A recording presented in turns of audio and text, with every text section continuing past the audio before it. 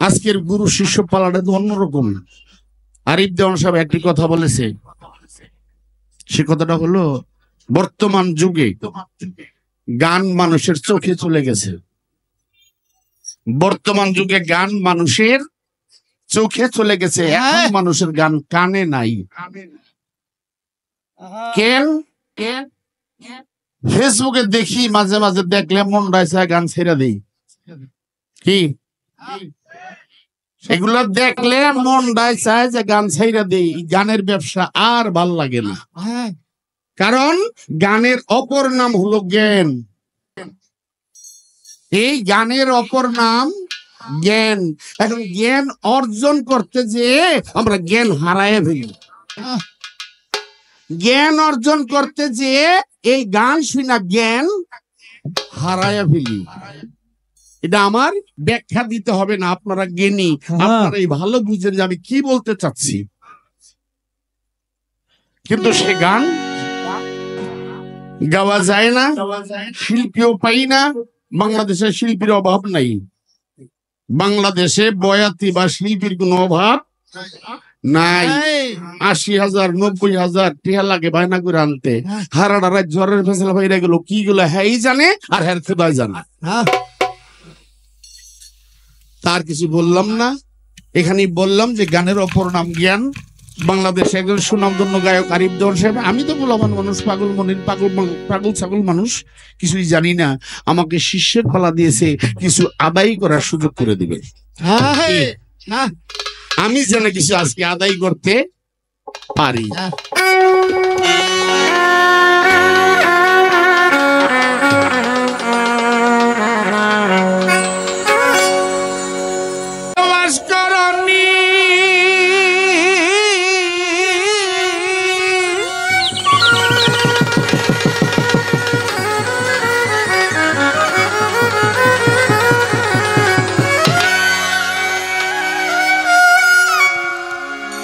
ওরে পাগল ছিল বাস করনি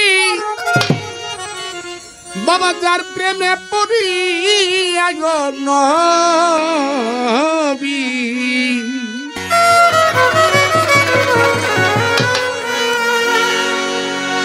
আরে গভীর রাত্রে বুকটা রাখতো খোলা, মন বেবুলা, পাগল হলো আল্লাহ ওয়ালা যারা। আরে পাগল হলো আল্লাহ ওয়ালা যারা, মন বেবুলা, পাগল হলো আল্লাহ ওয়ালা যারা।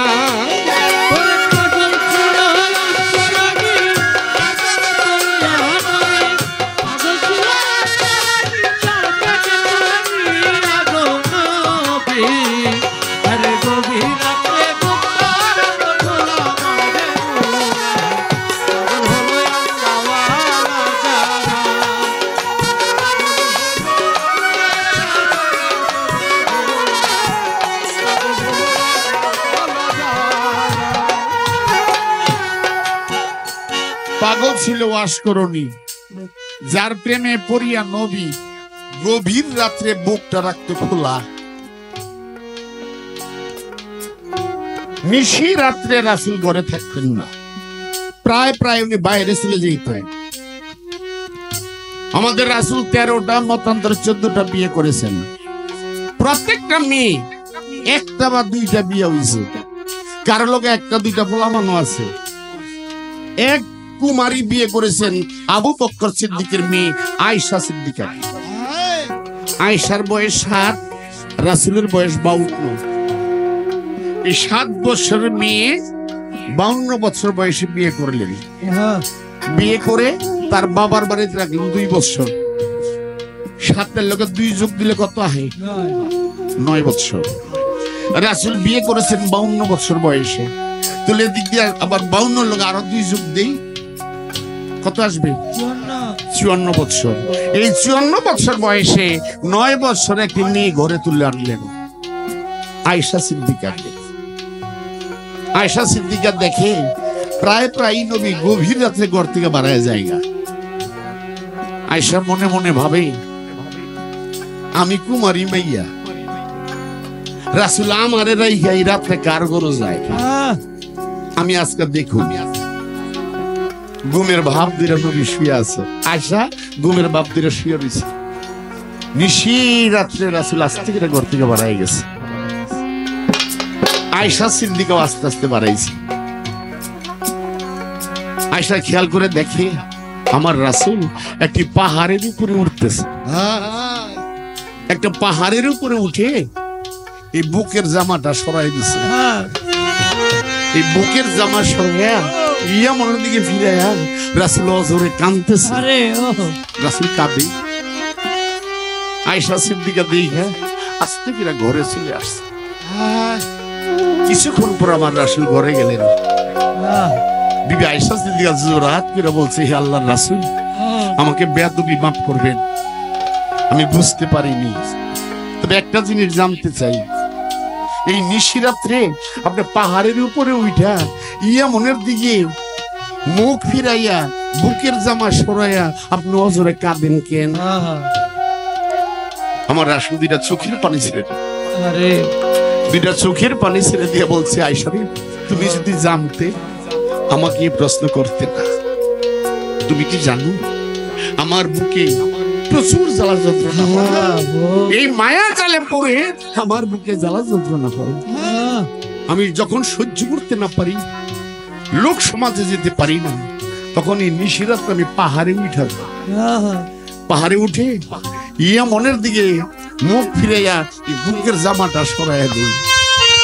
তুমি কি জানো ওখানে আমার একটা ভক্ত আছে, ওখানে আমার একটা আশিক আছে, যার নাম হযরত ওয়াইস করুন।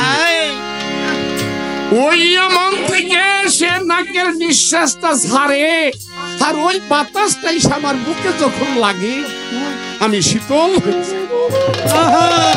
আর এখানে লক্ষ্য করে ফরিদপুরে হালিম বইতে একটা গান লাগছে, গুরুর বাড়ি শিষ্যের বাড়ি, বিনা তারে তার লাগাবি, গুরুর কলবে উঠলে ভয়েস তোর কলবে। পাগল ছিল ওয়াসকরণী যার প্রেমে পড়িয়া নবী, পাগল ছিল ওয়াসকরণী যার প্রেমে পড়িয়া নবী। আরে গভীর রাতে বুকটা রাখতো ঝোলা মন বেমুলা, পাগল হলো আল্লাহ ওয়ালা যারা। আরে পাগল হলো আল্লাহ বেমুলা, পাগল হলো আল্লাহ ওয়ালা। আবার পাগল হলো আল্লাহ বেমুলা, পাগল হলো আল্লাহ ওয়ালা। আল্লাহ নিজে পাগল হইয়া বাবা মুহাম্মদী নূর জড়াইয়া ওই নূরে জগৎ হয় উজাল।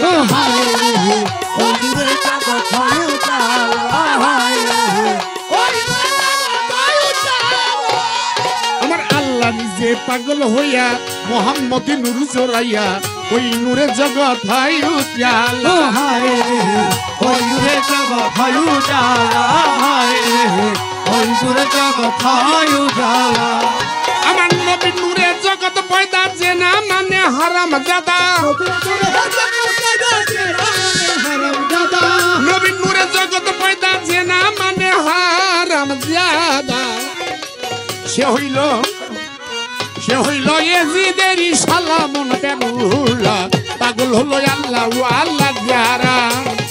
পাগল হলো আল্লাহ যারা বেমুলা, পাগল হলো আল্লাহ ওয়ালা যারা। নবীন নূরে জগৎ পয়দা যে না মানে হারাম জাদা, সে হইল এজিদেরই শালা। কইতে পারেন মনির ভাইটা কইলেন কেন? আমি কই না, ইতিহাসে আসে। আপনারা জানেন হযরত হুসেনের একটি 6 মাসের বাচ্চা, হযরত হুসেনের একটি 6 মাসের বাচ্চা মায়ের স্তনের দুধ পান করে পানিটা বন্ধ করে দিল, পানিটা বন্ধ করে দিল। কিন্তু বয়স্ক লোক যারা তারা তো পানি পান করতে পারেই না, কোলের বাচ্চা যারা তারা অবশেষে দেখে মায়ের স্তনের দুধও নাই, মায়ের স্তনের দুধও শুকায় গেছে। মা কি করে? ওই বাচ্চার মহব্বতে মায়ায় টিকতে না পেরে মার জিহ্বাটা শিশুর মুখে তুলে দেয়, আর মার জিহ্বাটা শিশুরা চুইসা চুইসা পান করে। কিন্তু পানি পান না করতে করতে মায়ের জিহ্বাটাও শুকায় গেছে, মায়ের জিহ্বাটাও চুষে আর সেই স্বাদ পাই না। ডাক দিয়ে বলছে, স্বামী গো, পানি খাবো না, দরকার পানি বিনে মারা যাবো, এই বাচ্চাটার জন্য আপনি একটু পানি আনেন, এই বাচ্চাটার জন্য একটু পানি আনেন। কোলে লয়ে গেছে, ভাই আমাকে 100 রাহি বানি 1 গ্লাস পানি দাও, আল্লাহর কসম খাই এই পানি আমি খাবো না, আমার এই বাচ্চাটার জন্য। দাঁড়াও দিতেছি, আড়ালে গেছি, গিয়ে একটা বিষাক্ত তীর নিয়া মাইরা দিল। আজগার ছিল কোলে, শিশু বাচ্চা, 6 মাসের বাচ্চা, বুকের এই পাশদা তীর ঢুকছে, ওই পাশদা তীরটা বাহির হয়ে রক্তে রঞ্জিত হয়ে গেল, দেহ হতে প্রাণ পাখি উড়ে গেল। হযরত হোসেন কোলে করে নিয়ে বাচ্চাটা নিয়ে তার স্ত্রীকে বলছে, সাহারা বানু, ও সাহারা বানু, ধরো তোমার বাচ্চা জন্মের পানি খাইয়া ঘুমায় গেছে। আপনাদের কাছে আমার বিচার, এই চক্রান্ত গুলা কার, কে করেছে? আসেন, শুধু হযরত হোসেনের কেল্লা নেয় নেই কারবালায়, আর অনেকের কেল্লা গেছে সে কারবালা। শুধু হোসেনের কেল্লায় দেখা গেছে তা না, আর অনেকের কেল্লাই কারবালায় গিয়েছে। কিন্তু বিচার আপনাদের কাছে, এই চক্রান্ত গুলা কে করেছে, কার চক্রান্ত? হযরত হাসানকে বিষ খাইল, চক্রান্ত কার? হোসেনের কেল্লা নিল, চক্রান্ত কার? এখানে কবির ভাষায় কি বলছে? আমার নবীর নূরে জগৎ পয়দা চেনা মানে হারাম জাদা। আরো কথা আছে তো, আমাদের মধ্যে এক ধরনের লোক আছে, এরা কি কয়, এরা কয় নবী আঙ্গ বড় ভাইয়ের মতো। এরা কি কয়, নবী আঙ্গ বড় ভাইয়ের মতো। নবী নূরের তৈরি আবার পায়খানা প্রস্রাব করে কে, বিয়া করে কে, কি কয় না? এমন কি তারা মিলাদ পড়ে না, কিয়ামও করে না, এমন কি নবী আল্লাহর নূরে পয়দা দাও তারা স্বীকার করে না। আমি একটি ছোট্ট প্রমাণ দিই, প্রধানমন্ত্রী আমাদের বাংলাদেশের কি মানুষ না?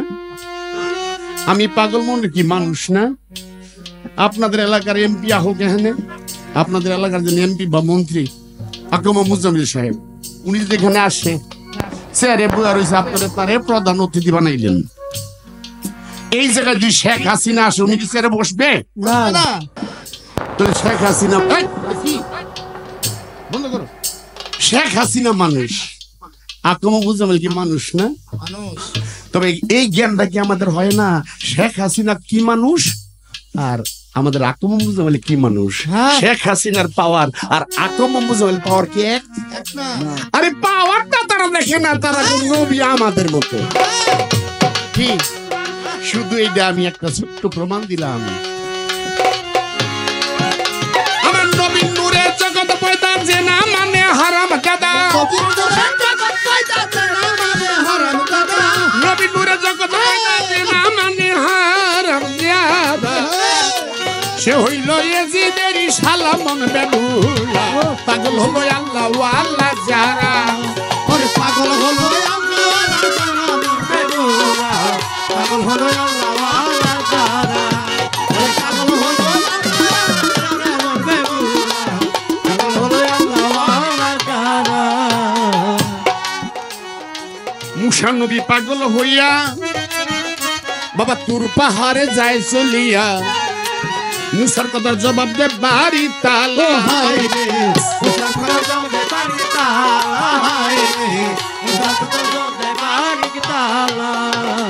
মুসা নবী পাগল হইয়া তুর পাহাড়ে যায় চলিয়া, মুসার কথার জবাব দে বাড়ি তালা।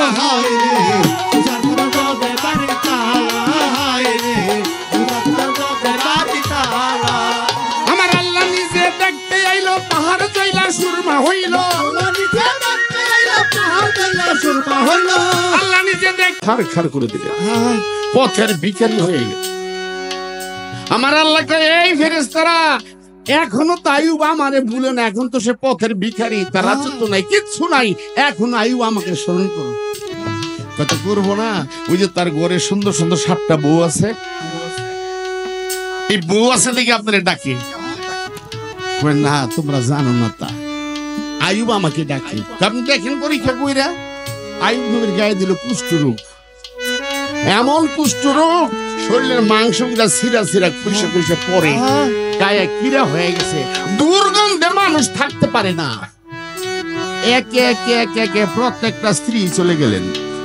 গ্রামের লোক তারা জায়গা দেয় না, তোমার দুর্গন্ধে থাকা যায় না, গ্রাম থেকে তারাই দিলেন, কিন্তু একটা স্ত্রী আর গেলেন না। ওই যে যার বাবা নবী, যার দাদা নবী, যার স্বামী নবী, যার ছেলে নবী, সে আর যায় না। তুমি যাও, সবাই তো গেছে, আমি যাব কোথায়? আমার যাবার জায়গা নেই, আমার গ্রামের লোক জায়গা দেয় না, আপনি যথায় যান আমি তথাই যাব। দুইজন চলে গেল পাহাড়ের মধ্যে থাকে, সারাদিন ভিক্ষা করে না স্বামীরে খাওয়ায়, সারাদিন ভিক্ষা করে স্বামীরে খাওয়ায়, কিন্তু এদিক দিয়ে শরীর থেকে পোকা মাংস খায়া পরে, কিন্তু আল্লাহকে সে ভুলে না, সে মালিককে ভুলে না। এত কষ্টের পরও সে মালিককে স্মরণ করে। শয়তান যে গ্রামে কইতাছে, এই তোমরা যে মহিলার ভিক্ষা দেয়, মহিলার চরিত্র ভালো না, কালকে ভিক্ষা লাগাইলে তার চুল কেটে রাইখা দিবা, নাইলে ভিক্ষা দিও না। পরের দিন ভিক্ষার জন্য গেছে, গ্রামের লোক হয় না, তোমার ভিক্ষা দেওয়া যাবে না, ভিক্ষা দিতে পারি এক শর্তে, এ মাথার চুল কেটে দিয়ে যাও। 2টা চোখের পানি ছেড়ে দিলে, বললো বাবার আমার চুল যদি কেটে দিই, আমার স্বামী অসুস্থ, আমার এই চুলে ধরে আমার স্বামী রুকুতে যায়, এই চুলে ধরে আমার স্বামী সেজদায় যায়, বাবা যদি চুল কেটে দেই আমার স্বামী আমার প্রভুকে কষ্ট না না বিজ্ঞান নাই। ঠিক আছে বাবা, অর্ধেক চুল কেটে দেয় খেতে, আর অর্ধেক চুল আমার মাথায় থাকুক, এই চুল ধরে যেন আমার স্বামী উঠতে বসতে পারে, রেখা দিন। এদিক দিয়ে শয়তান যায় আইয়ুব নবীরে কইতাছে, আইয়ুব তুমি কারে বিশ্বাস করো, যারে এত বিশ্বাস করছো? ওই যে গ্রামে যাইয়া যুবক গুলা মানে লাগা আকাম করে ধরা খাইছে, এখন চুল কেটে রেখে দিছে। আইয়ুব নবী কান দেয়ার কয়, আল্লাহ যারে আমি বিশ্বাস করে রাখলাম যে রইল, সে ওই চরিত্র, ঠিক আছে, যদি প্রমাণ পাই আমি তার 100টা দৌড়া মারুন। সারাদিন ভিক্ষা করে এসে পাখির স্বামী রেখেছে। এখানে মা ভৈরবও গান শুনে, গানের অপর নাম জ্ঞান। সারাদিনে ভিক্ষা করে পাখির স্বামী রেখেছে। আইয়ুব নবী বলল, আমি তোমার হাতের এই সেবা নিব না, কারণ তুমি অসুস্থ। 2টা চোখের পানি ছেড়ে ফেলে স্বামী একবার ছায়া দেখে আমি সুচি না অসুচি। আমার আল্লাহ কয়, এই ফেরেশতারা তোমরা কি দেখছো তার সম্পদ নিলাম, তার রাজত্ব নিলাম, তার গা দিলাম, তার স্ত্রীও সরাই দিলাম, তারপরও আইয়ুব নবী আমারে ভুলে না। যাও তার পায়ের সামনে আমি আল্লাহর কুদরতিটা কূপ দিলাম, একটা কূপের পানি দিয়ে গোসল করতে, একটা কূপের পানি দিয়ে গোসল করলে তার পুরো রাজত্ব আমি আল্লাহ আবার ফেরত দিয়েছি। অপর কূপের পানি দিয়ে গোসল করলে আমি তার আল্লাহ সুস্থ করে দিব। আল্লাহর হুকুমে ফেরেশতা এসে বললেন, আবার আইয়ুব নবী রাজত্ব পাইলেন, আবার সে সুস্থ হয়ে গেলেন। আইয়ুব নবী এশকের জোরে বাবা একের অধিক বিয়া করে পরীক্ষায় ভালায় মাবুদ মাওলা,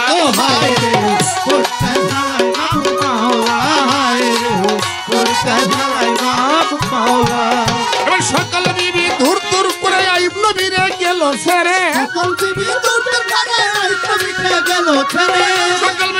ধুর করে আইয়ুব নবীরে গেল ছেড়ে। আরে অবশেষে রহিমাই গলার মালা মন বেবুলা, পাগল হলো আল্লাহ আল্লাহ যারা।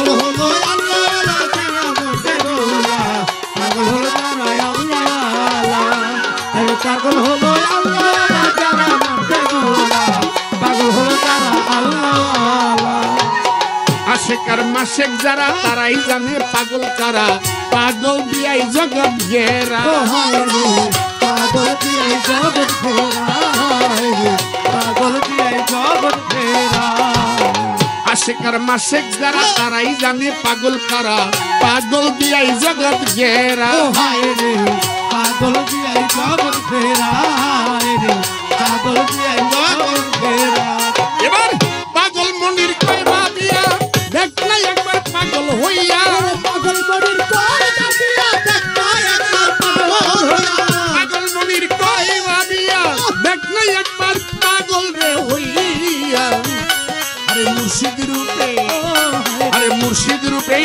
দেখবে রাসূল আল্লাহ মন বেবুলা পাগল হলো আল্লাহ ওয়ালা জানা আরে পাগল হলো আল্লাহওয়ালা যারা মরতে গোলা পাগল হলো আল্লাহওয়ালা যারা আরে পাগল হলো আল্লাহওয়ালা যারা মরতে গোলা পাগল হলো আল্লাহওয়ালা যারা মহাজন শেষ হইল গুরু শিষ্য পালা হলো দুই এক কথায় আলাপ করিয়ালা হায় রে তুই কত লাভ করিয়া হায় রে তুই কত লাভ করিয়া আস্তে মহাজনী গান শেষ হলো মানুষ আমরা মানুষ কুলে জন্ম নিয়েছি মানুষ কুলে জন্ম নিয়া পৃথিবীতে যদি মানুষের কর্ম না করতে পারি অমানুষের কর্ম হয় তাহলে আখেরাতে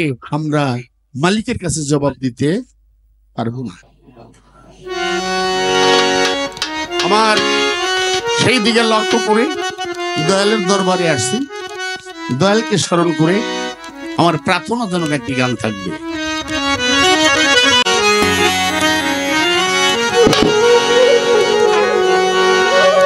আমি রোজের মাইনা রোজে চাই না দয়া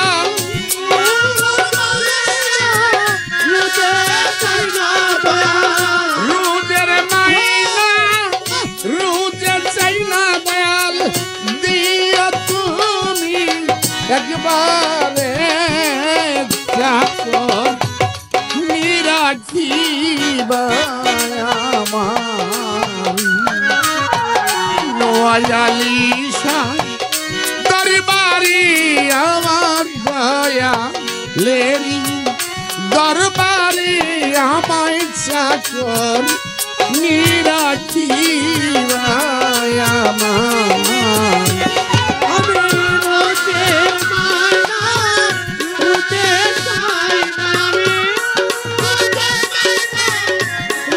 চাই না দিয়া দয়াল একবারে চাকর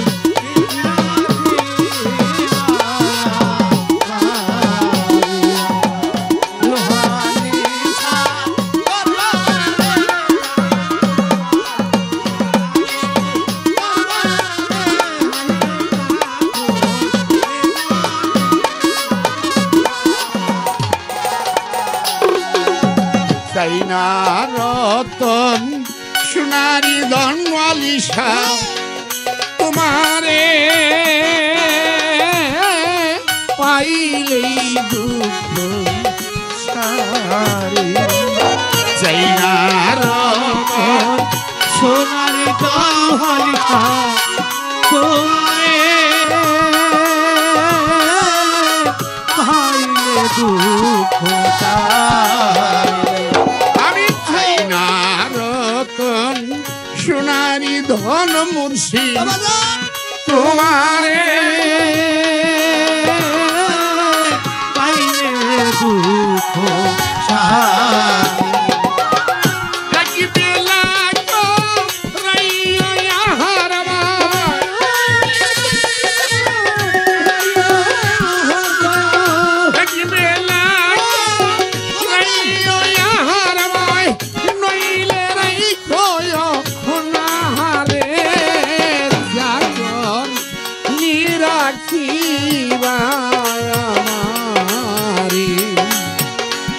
নোয়ালিশার দরবারে আমায় মুর্শিদেরি দরবারে আমায় চাকর নিরাখিবা আমার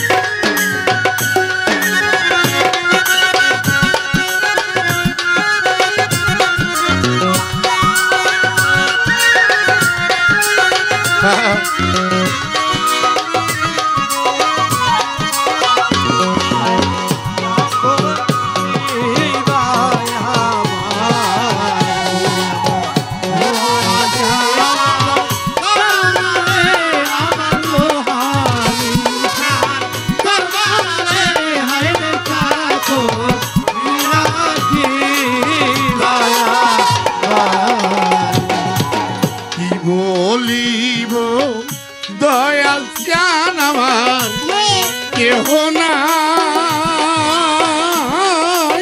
কেহ নাই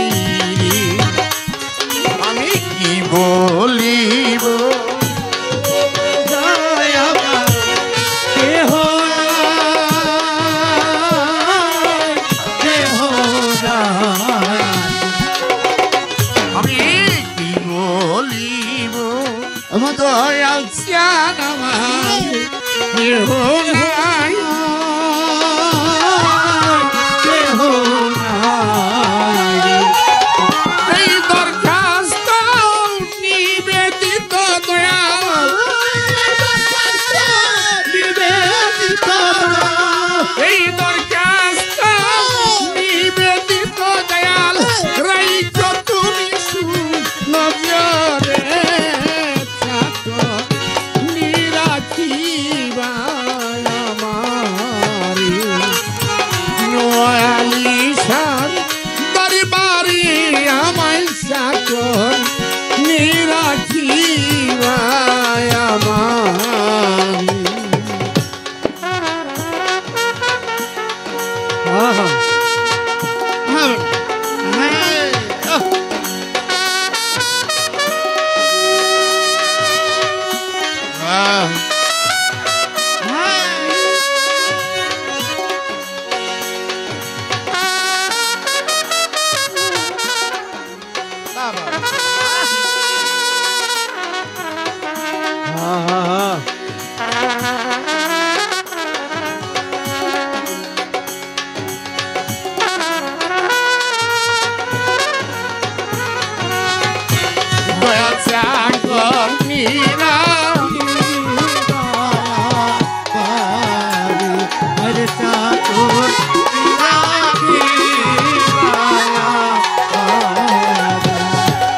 জনম বইরা করলাম রে চাকরি দয়াল এই ভব মায়ারি সংসারী জনম বইরা করলাম চাকরি দয়াল এই ভব মায়ার সংসারী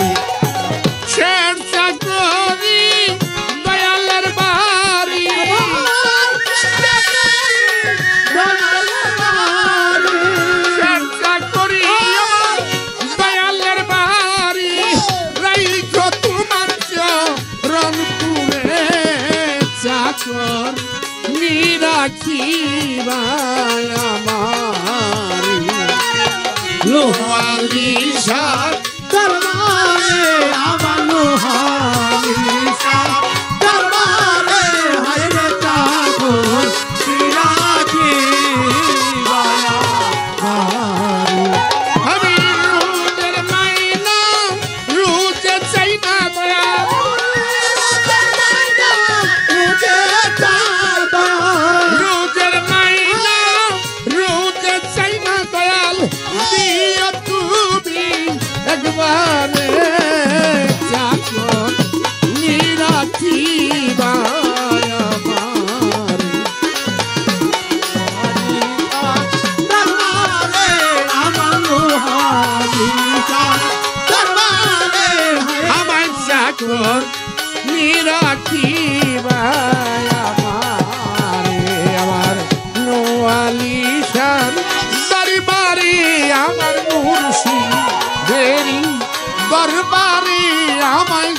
কর নিরাখি মায়া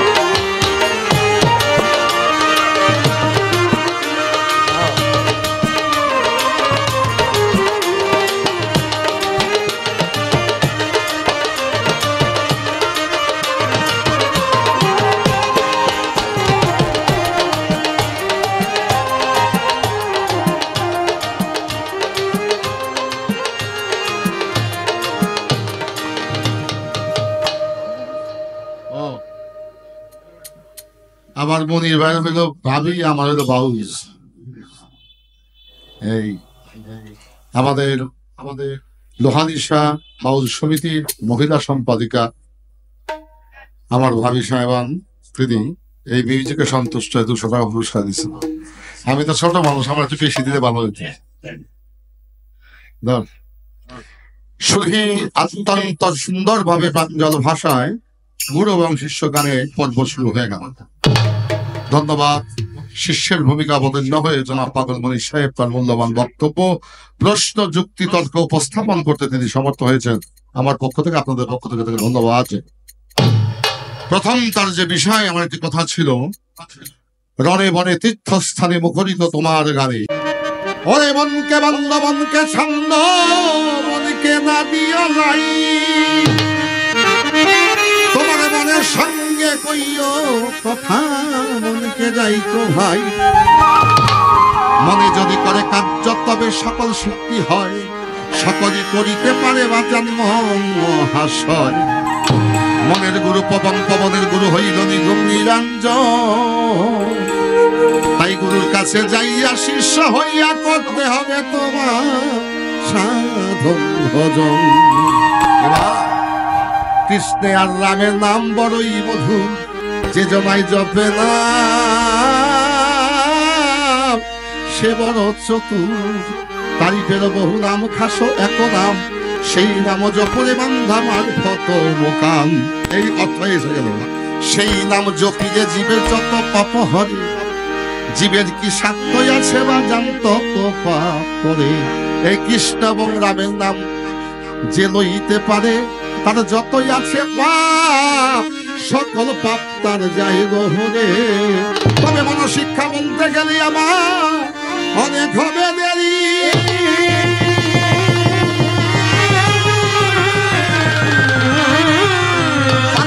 ভাই মন দিয়া শোনো এইবার, মন দিয়া শোনো এইবার, দয়াল গুরু জানি। আইরে মন দিয়া দয়াল গুরু জানি।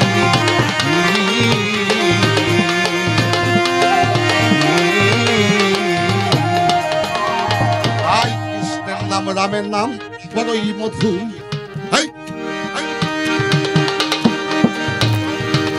কৃষ্ণের নাম রামের নাম বড়ই মধু, যে জনাই জপে নাম সে বড় চতু। তারিফের বহু নাম ঘাস এত নাম, সেই নাম জপে বান্দা মারফত দাম। সেই নাম জপিলে জীবের যত পাপ হরে, জীবের কি সাধ্য আছে তত পাপ করে। সাবান দিয়া বাজা দেহের ময়লা পরিষ্কার, কাপড়ের ময়লা পরিষ্কার হয়। এই সাবান ছোটা দিয়ে কি অন্তরের ময়লা পরিষ্কার হয়? অন্তরের ময়লা মনির ভাই পরিষ্কার হয়। অন্তরের ময়লা পরিষ্কার করতে হলে ওই কৃষ্ণ নাম, ওই রামের নাম, গুরুর নাম তোমাকে জপনা করতে হবে। তাই হরে শব্দের অর্থ পাপ যাহা আছে বিনাশ হয়ে যায়, সেখানে দয়াময় সে কৃপা বর্ষিত হয়, সেখানে দয়াময় রহমত বর্ষণ হয়, সেখানে আলো অন্ধকারে আচ্ছন্ন ঘর আলোকিত হয়ে যায়। তো বাজার তুমি কোন জায়গায় জিজ্ঞাসা, কোন জায়গায় উত্তর পাইছো, এটা আমার কাছে বিষয় না। আমার কাছে জিজ্ঞাসা করে তুমি আমার কাছে কি পাও, এই প্রসঙ্গটা তোমার মধ্যে আমার মধ্যে সীমা থাকা উচিত। কি বলেন? এটা অপ্রাসঙ্গিক কোনো কথা না বলাই ভালো, তাতে সময় নষ্ট। হ্যালো হ্যালো,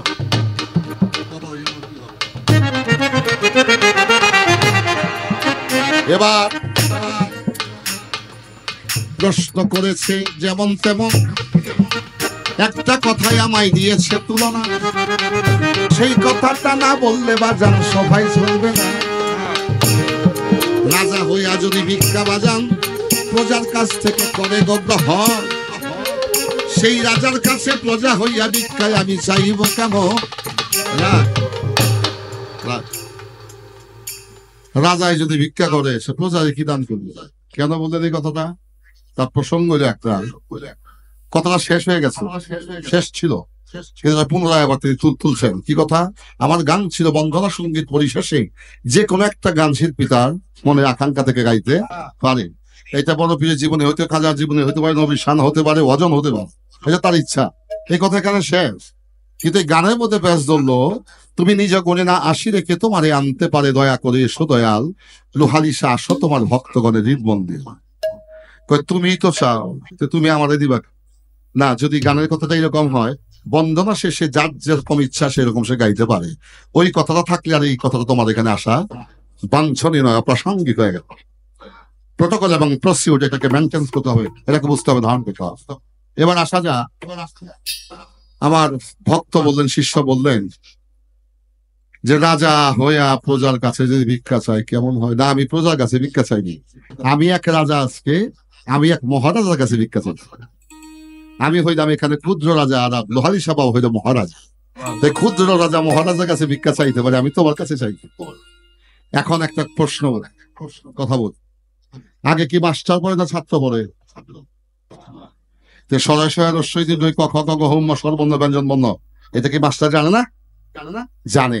নিরক্ষর ছেলেকে, নিরক্ষর সন্তানকে অক্ষর জ্ঞান দান করতে আগে মাস্টারকেই পড়তে হয় সরেও।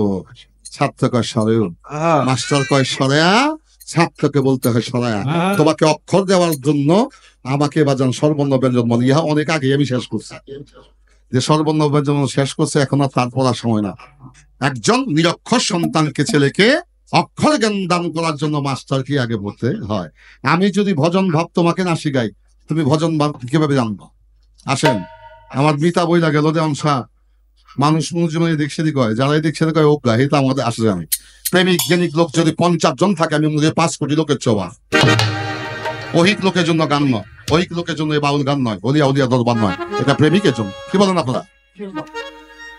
ও যাবে এখানে শ্রমিক যারা কাজ করে, সকালে ডিউটি করবে, গার্মেন্টসে যাইতে হবে, তারা তো যাবে, কিছুক্ষণ গানও শুনলো, আনন্দ দিল, বাসায় গিয়ে কিছু ঘুমও আইতে হবে, সকালে কামও করতে হবে। কর্মের মধ্যে তো ধর্ম নাকি? এটা নিয়ে আমাদের কোনো চিন্তা নাই। চিন্তা হইলো গানের মান কি হচ্ছে নাকি বাবা? যে প্রসঙ্গটি আমার বক্তব্য, ঈশ্বরচন্দ্র বিদ্যাসাগর যার সহপাঠী ছিলেন রাজনারায়ণ দত্তের ছেলে মাইকেল মধুসূদন দত্ত, যিনি সনেট লিখেছেন, মহাকাব্যের মধ্যে একজন রচয়িতা, তিনি হচ্ছেন মাইকেল মধুসূদন দত্ত। আর একটা মহাকাব্য লিখেছেন আমার ঢাকা জেলার নবাবগঞ্জ থানার আগলাতার বাড়ি, তিনি লিখেছেন মহাশ্মশান, তার নাম কায়কোবা। আরেকটি মহাশ্মশান, আরেকটি মহাকাব্য যেটা রাষ্ট্রীয় ভাবে স্বীকৃতি পায় নাই, কিন্তু পাঠকগণ ওটাকে স্বীকৃতি দিয়েছে, সেটা হচ্ছে মীর মোশাররফ হোসেনের বিষাদ সিন্ধু। এই মহাকাব্য রচনা করা অত্যন্ত জটিল একটা কাজ। শোনে তো এই ঈশ্বরচন্দ্র বিদ্যাসাগর তিনি বিয়ে করলেন। তো বিয়ে করে বাসর ঘরে গেছে। বউ জিজ্ঞেস করে, আপনার নাম ঈশ্বরচন্দ্র বিদ্যাসাগর? বলছে, জি আমার নাম ঈশ্বরচন্দ্র বিদ্যাসাগর। নাম আমি জানছি, কিন্তু আমার একটা প্রশ্ন, এই যে আপনার নামের সাথে বিদ্যাসাগর, এই বিদ্যাসাগরটা কি আপনিই লাগাইছেন না অন্য লোকে দিছে? ঈশ্বরচন্দ্র বিদ্যাসাগর কয়, বাসর ঘরে আইলাম একটু আনন্দ ভর্তি করুন। সবাই কি কথা শুরু করে বলছিল, কয় বিদ্যাসাগরটা আমি দেই নাই, এটা মানুষ আমার জ্ঞান গরিমার বিচার বিশ্লেষণ করে এই বিদ্যাসাগর উপাধিটা দিছে। আলোচনা বাজান আলোচনার মতো যদি হয় তাহলে গানের মান অবশ্যই ভালো হবে। কি বাবা মালিক যদি দয়া করে। তখন বলে স্ত্রী ঈশ্বরচন্দ্রকে, হে ঈশ্বরচন্দ্র বিদ্যাসাগর, তোমার স্ত্রী করে আমাকে পৃথিবীতে প্রভু পাঠিয়েছে, আমি বড় সৌভাগ্যবতী যে তোমার মতো একজন স্বামী আমি পেয়েছি। তবে আমার একটা প্রশ্ন, ওই প্রশ্নটি জবাব না পাইলে কিন্তু তুমি আমাকে স্পর্শ করতে পারবে না। বলে, কি প্রশ্ন? বলে, তুমি কি ভক্তিবিদ্যা জানো? তুমি কি ভক্তিবিদ্যা জানো? ঈশ্বরচন্দ্র বিদ্যাসাগর বলেন, আমি স্কুল শেষ করেছি, কলেজ শেষ করেছি, বিশ্ববিদ্যালয়, আমি প্রিন্সিপাল হয়েছি, অধ্যাপক হয়েছি, কিন্তু ভক্তি নামক যে একটা বিদ্যা আছে, এই বিদ্যা তো জীবনে হুঁশুরই নেই, পরম দূরের কথা। এবার ঈশ্বরচন্দ্র বলছেন, ভক্তি নামক যে একটা বিদ্যা আছে এই মাত্র আমার জীবনে প্রথম শুনলাম। ভক্তি আছে, কিন্তু ভক্তি বিদ্যা যে আছে এটা আমি জানি না। তখন স্ত্রী বলছে, যতক্ষণ পর্যন্ত তুমি ভক্তি বিদ্যা না জানবে ততক্ষণ পর্যন্ত তুমি আমাকে স্ত্রী রূপে কাছে পাবে। ঈশ্বরচন্দ্র বিদ্যাসাগর পড়ে গেলেন মহাবিপদে, এখন আমি কার কাছে এই ভক্তি বিদ্যা অর্জন করি? ভাবলেন, অনেক অনেক কাষ্টমালা ধারণকারী অনেক সাধুগুরু বৈষ্ণব, তারা গুরু গোসাই দরবারে আসা যাও, ওখানে গেলে হয়তো ভক্তি বিদ্যাটা আমি জানতে পারবো। সে কলকাতার সেই গঙ্গা নদীর তীরে, তার নাম রামকৃষ্ণ পরমহংসদেব, যার শিষ্যত্ব বরণ করেছিলেন তৎকালীন নেতাজি সুভাষচন্দ্র বসু। এটা ইতিহাস। সেই সুভাষচন্দ্র বসু যার শিষ্যত্ব বরণ করেছিলেন, শুধু তাই নয়, স্বামী বিবেকানন্দ তার শিষ্যত্ব বরণ করেছিলেন। স্বামী বিবেকানন্দ সেই গঙ্গা নদীর তীরে চলে গেলেন রামকৃষ্ণ পরমহংসদেবের আশ্রমে। যাওয়ার পরে বলে, বৎস কেন তুমি এসেছ? ঈশ্বর বলে, প্রভু এসেছি কঠিন এক বিপদে পড়ে, আমি বিবাহ করেছি, বাসর ঘরে আমাকে আমার স্ত্রী প্রশ্ন করেছে, ভক্তি নামক বিদ্যা আমি জানি কিনা, কিন্তু ভক্তি আছে বিদ্যা যাইছে আমি জানি না, আমার জীবনে কোনোদিন শুনিও নাই, পড়াইছে পড়ছে আমি কোনোদিন জানি না। এখন এই ভক্তি বিদ্যা অর্জন না করা পর্যন্ত আমি আমার স্ত্রীকে স্পর্শ করতে পারবো না। রামকৃষ্ণ পরমহংসদেব বলেন, তথাস্থ, তুমি এখানে থাকো, অবস্থান করো। একে একে 12টি বৎসর অতিক্রম করলেন ভক্তিবিদ্যা জানার জন্য সেই ঈশ্বরচন্দ্র বিদ্যাসাগর। ভক্তিবিদ্যা অর্জন করে যখন চলে গেলেন তার আপন গৃহে, তাকিয়ে দেখে স্ত্রী পথছে অপেক্ষায় বসে আছে। 12 বৎসর। আজকে যদি বিয়া করি, কালকে যদি গুরুর লোকে দেখা করে যায়, তোমার গুরুলে তুমি থাকো, আমি বাপের বাড়িতে গেলাম, থাকবো নি অপেক্ষা। আর সে 12 বৎসর এই করে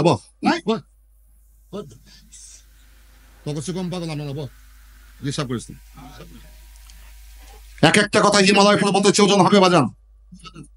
আমি গান কিন্তু এখন করার সময় না, আমার গান এখন গবেষণা করার সময়। আমি এখন গবেষণা কাজে আছি। আমার কাজ নিয়ে, আমার লেখালেখি নিয়ে পিএইচডি হচ্ছে ঢাকা বিশ্ববিদ্যালয়। আমি দেশে বিদেশে বিভিন্ন জায়গায় সেমিনারে বক্তব্য রাখি, বক্তব্য রাখি 5-6 লাখ টাকা পাবো। এখন আমার গান গবেষণা করার বিষয়। বাউল গান যেভাবে গাইছে ওইভাবে এখন গান করি না, আমার গানটা ভিন্ন একটা মাত্রায়। তো বাজান জানি না হলো মন্দ, দয়াল যান, যা হোক। তো বলছেন 12 বৎসর পরে যখন গেছে, গিয়ে দেখে স্ত্রী যে রূপে তার ঘরে এসেছিল তার চেয়ে রূপ আরো বেশি বাইরে গেছে। স্ত্রী তাকায় দেখে ঈশ্বরচন্দ্র বিদ্যাসাগর 12 বৎসর আগে চলে গিয়েছিল আমাকে ছেড়ে। যে স্বামীর মধ্যে যৌবনের তারুণ্য ছিল তার চেয়ে 1000 গুণ বেড়ে গেছে। এবার স্ত্রী বলছে, আজ থেকে তুমি আমার স্বামী নও, তুমি আমার প্রভু। আর ঈশ্বরচন্দ্র বিদ্যাসাগর বলছে, তুমি আজ থেকে আমার অর্ধাঙ্গিনী স্ত্রী নও, তুমি আমার কাছে দেবী। যে স্বামী তার স্ত্রীকে দেবী জ্ঞানে দেখে, ওর যে ভাগ্যবতী পৃথিবীতে আর কোন নারী হতে পারে না। আর যে স্ত্রী স্বামীকে প্রভু জ্ঞানে ভজে, ওর চেয়ে ভাগ্যবান পুরুষ পৃথিবীতে আর কেউ হতে পারে না। তবে ভক্তি নামক বিদ্যা একটা মনির ভাই আছে, এই ভক্তিবিদ্যা অর্জন মানুষ করে কোথায় গিয়ে? এটা হচ্ছে সম্মুখ জ্ঞান, সম্মুখ ইবাদত। এটাকে করতে হলে তোমাকে একজন গুরু পীর মুর্শিদের কাছে যেতে হবে। রাখলাম, এবার সেজদার বিষয় আসলো, আমি তার জবাব দেব। চরম আপনারা কি বিরক্ত হইতেছেন নাকি? কেউ আমার মিতাকে বলবো, মিতা একটু লক্ষ্য করে দেখবেন আপনার। এই যে বসছে মৌচাকের মতো মানুষ, সারা রাত তো কথা বলবো, দয়াময় কি পায় মানুষ এইভাবেই বসে থাকবে, প্রস্তাব পায়খানার কথা ভুলে যাবে। আগে আসরটাকে কন্ট্রোল করতে হয়। সঙ্গীত হচ্ছে আত্মমোহিনী শক্তি, এডুকেশন। নামাজ পড়তে গেলে মানুষের মনে দিক সেদিক হয়, পূজা করতে গেলে পূজারীর মনে দিক সেদিক হয়, পেগোটায় বত্রিশের মনে দিক সেদিক হয়। গির্জা করে খ্রিস্টানরা যায় যিশুর প্রার্থনা করতে, বয়ফ্রেন্ড গার্লফ্রেন্ডের কথা মনে হয়। কিন্তু সঙ্গীত একটা বিদ্যা, এই বিদ্যা এমনই একটি বিদ্যা, আত্মমোহিনী শক্তি সমৃদ্ধ এডুকেশন। এই বিদ্যার মাধ্যমে অস্থির হৃদয়ের মানুষকে মুহূর্তের মধ্যে স্থির করা যায়। এই জন্য সুফিরা, উলিয়ারা এই সঙ্গীতকে ইবাদত হিসাবে নিয়েছে। আশেক হয়ে মাসুকের দিদার লাভ করার জন্য এই সঙ্গীতকে আমরা সঙ্গীতের জায়গায় রাখতে পারি না। আমরা একটা জায়গায় হ্যাং হয়ে আছি, ওই জায়গা থেকে আমাকে পরিত্রাণ ঘটাতে হবে, আমাদেরকে মুভ করতে হবে। আমরা কিভাবে আর ঊর্ধ্বে যাবো? পীর মাশায়েখদের যেমন দায়িত্ব, মাজার কমিটি তেমন দায়িত্ব, শ্রোতাবৃন্দ তেমন দায়িত্ব, শিল্পীদের আমাদের দায়িত্ব আছে। দায়িত্ব সচেতন হতে হবে, তাহলে এই বাউল এবং সুফিবাদকে রক্ষা করা সম্ভব। নচেত ধ্বংসের দ্বার প্রান্তে চলে এসেছে, অশ্বিনী সংকেত আমরা পাচ্ছি। যা হোক, এই বক্তব্যগুলো রাখলাম। এবার প্রশ্ন, মাজারে সেজদা করা হারাম, এই হারাম করে হালাল বানাই আমি। মার বুকে দুধ খাওয়া হালাল না হারাম? হালাল। তো আমার বউই তো, আমার পুতে খায়, তা আমি কুতুরে খায় লই। তাহলে পুতের জন্য যাহা হালাল, স্বামীর জন্য তাহা হারাম। তো এই বিষয়টা কি হলো? বস্তু তো পবিত্রই, এখন স্থানকাল পাত্র ভেদে ব্যক্তির কারণে হালাল বস্তু হারাম হইল, হারাম বস্তু হালাল হইল। এবার আসেন, স্ত্রীর দুঃখ স্বামী অপান করতে পারে, আমার দয়াল নবী হাদিসে তার প্রমাণ দিচ্ছে। কিভাবে? যুদ্ধক্ষেত্রে যদি পানি বিহনে স্বামীর প্রাণ চলে যায়, তখন আপন স্বামীকে স্ত্রী তার বুকে স্তনপান করাইতে পারে। জানতে হবে, ধর্ম শুধু পড়ার বিষয় নয়। এই পৃথিবী কর্মবাদ হচ্ছে গুরু এবং শিষ্য, এই কর্মের মাধ্যমে সৃষ্টি হয়ে স্রষ্টাকে লাভ করা যায়। নিরাকারে যারা ভজনা করে, খোদায় যারা সঙ্গ দিয়ে আসমানে পারে, তার কোন খোদা দেখা পায়। ভক্তি বিশ্বাস প্রেমের মাধ্যমে সেই প্রভুকে নিজের কাছে, নিজের মধ্যে প্রতিষ্ঠিত করতে হয়। এইটাই হচ্ছে সং, এইটাই হচ্ছে গান, এইটাই হচ্ছে বাউল দর্শনের কাছে সুবিধা। এবার আসা যাক বক্তব্যে আসি। এই মাজারে সেজদা করা হারাম, কোন কোন মাজারে দেখছে, আমিও দেখছি ভাই, ও হাইকোর্টে আছে।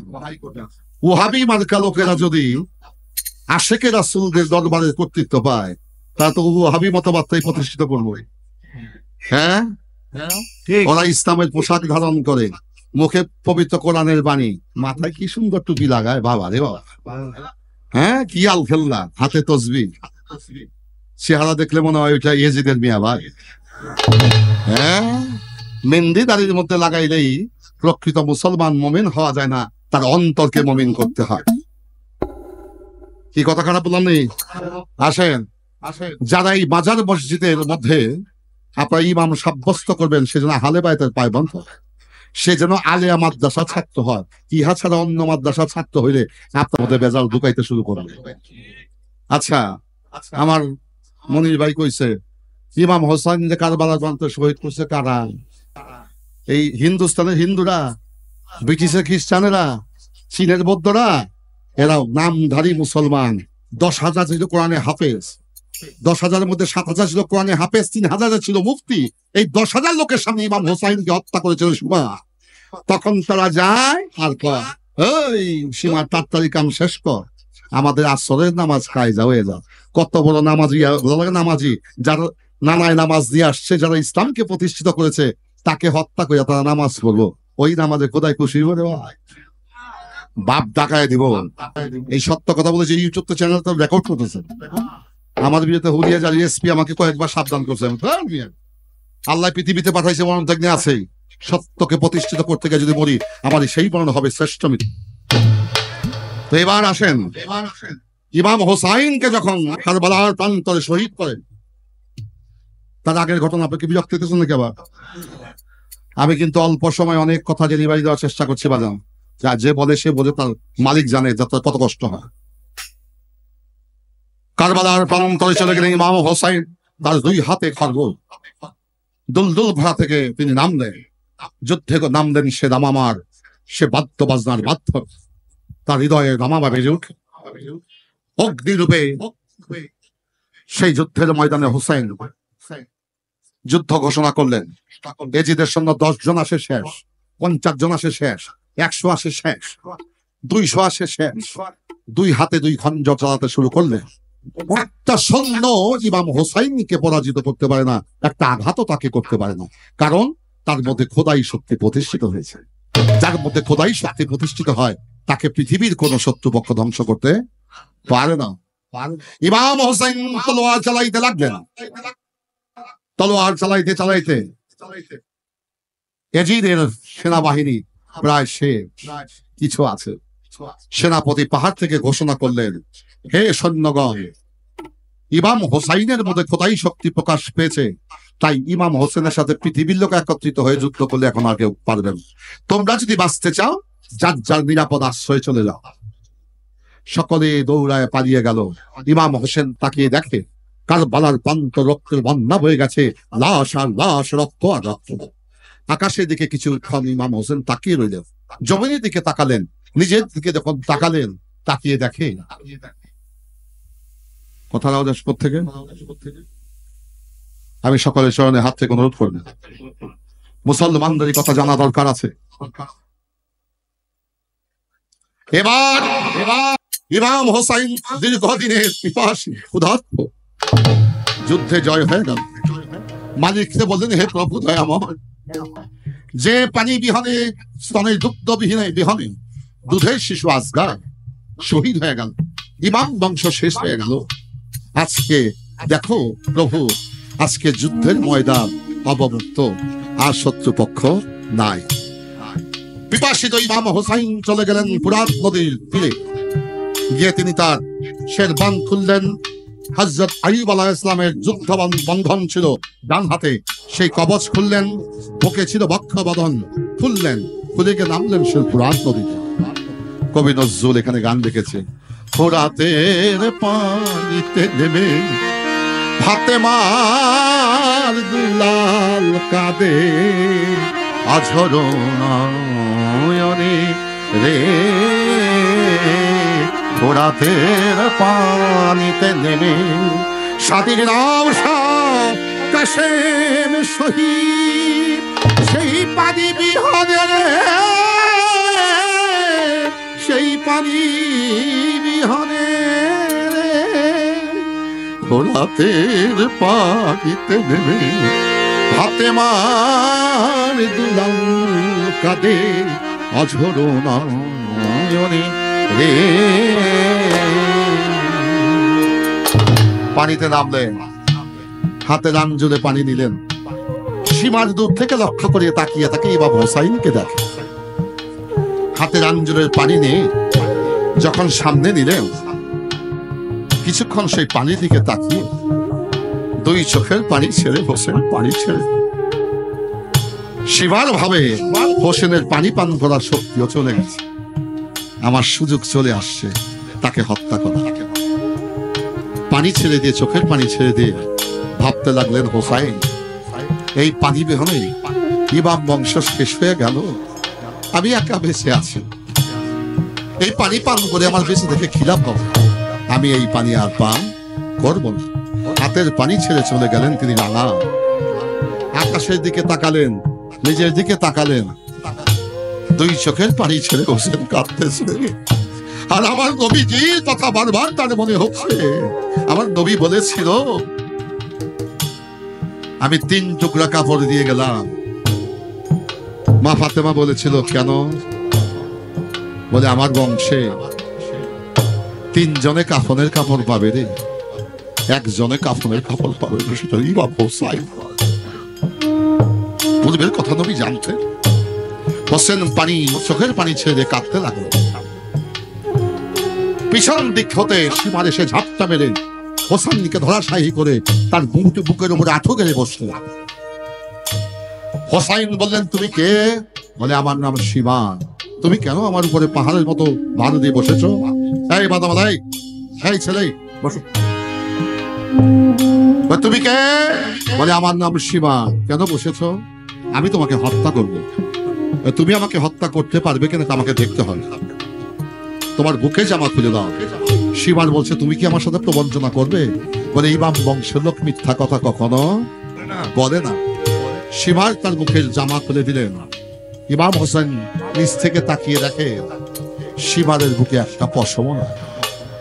হোসেন চোখের পানি ছেড়ে বলেন, হ্যাঁ সীমা, আমার নানাজি বলেছিল তোমাকে যিনি শহীদ করবে সে হবে নিষ্ঠুর হৃদয়া, নির্মম, তার অন্তর হবে পাথরের মতো, সে হবে সীমা।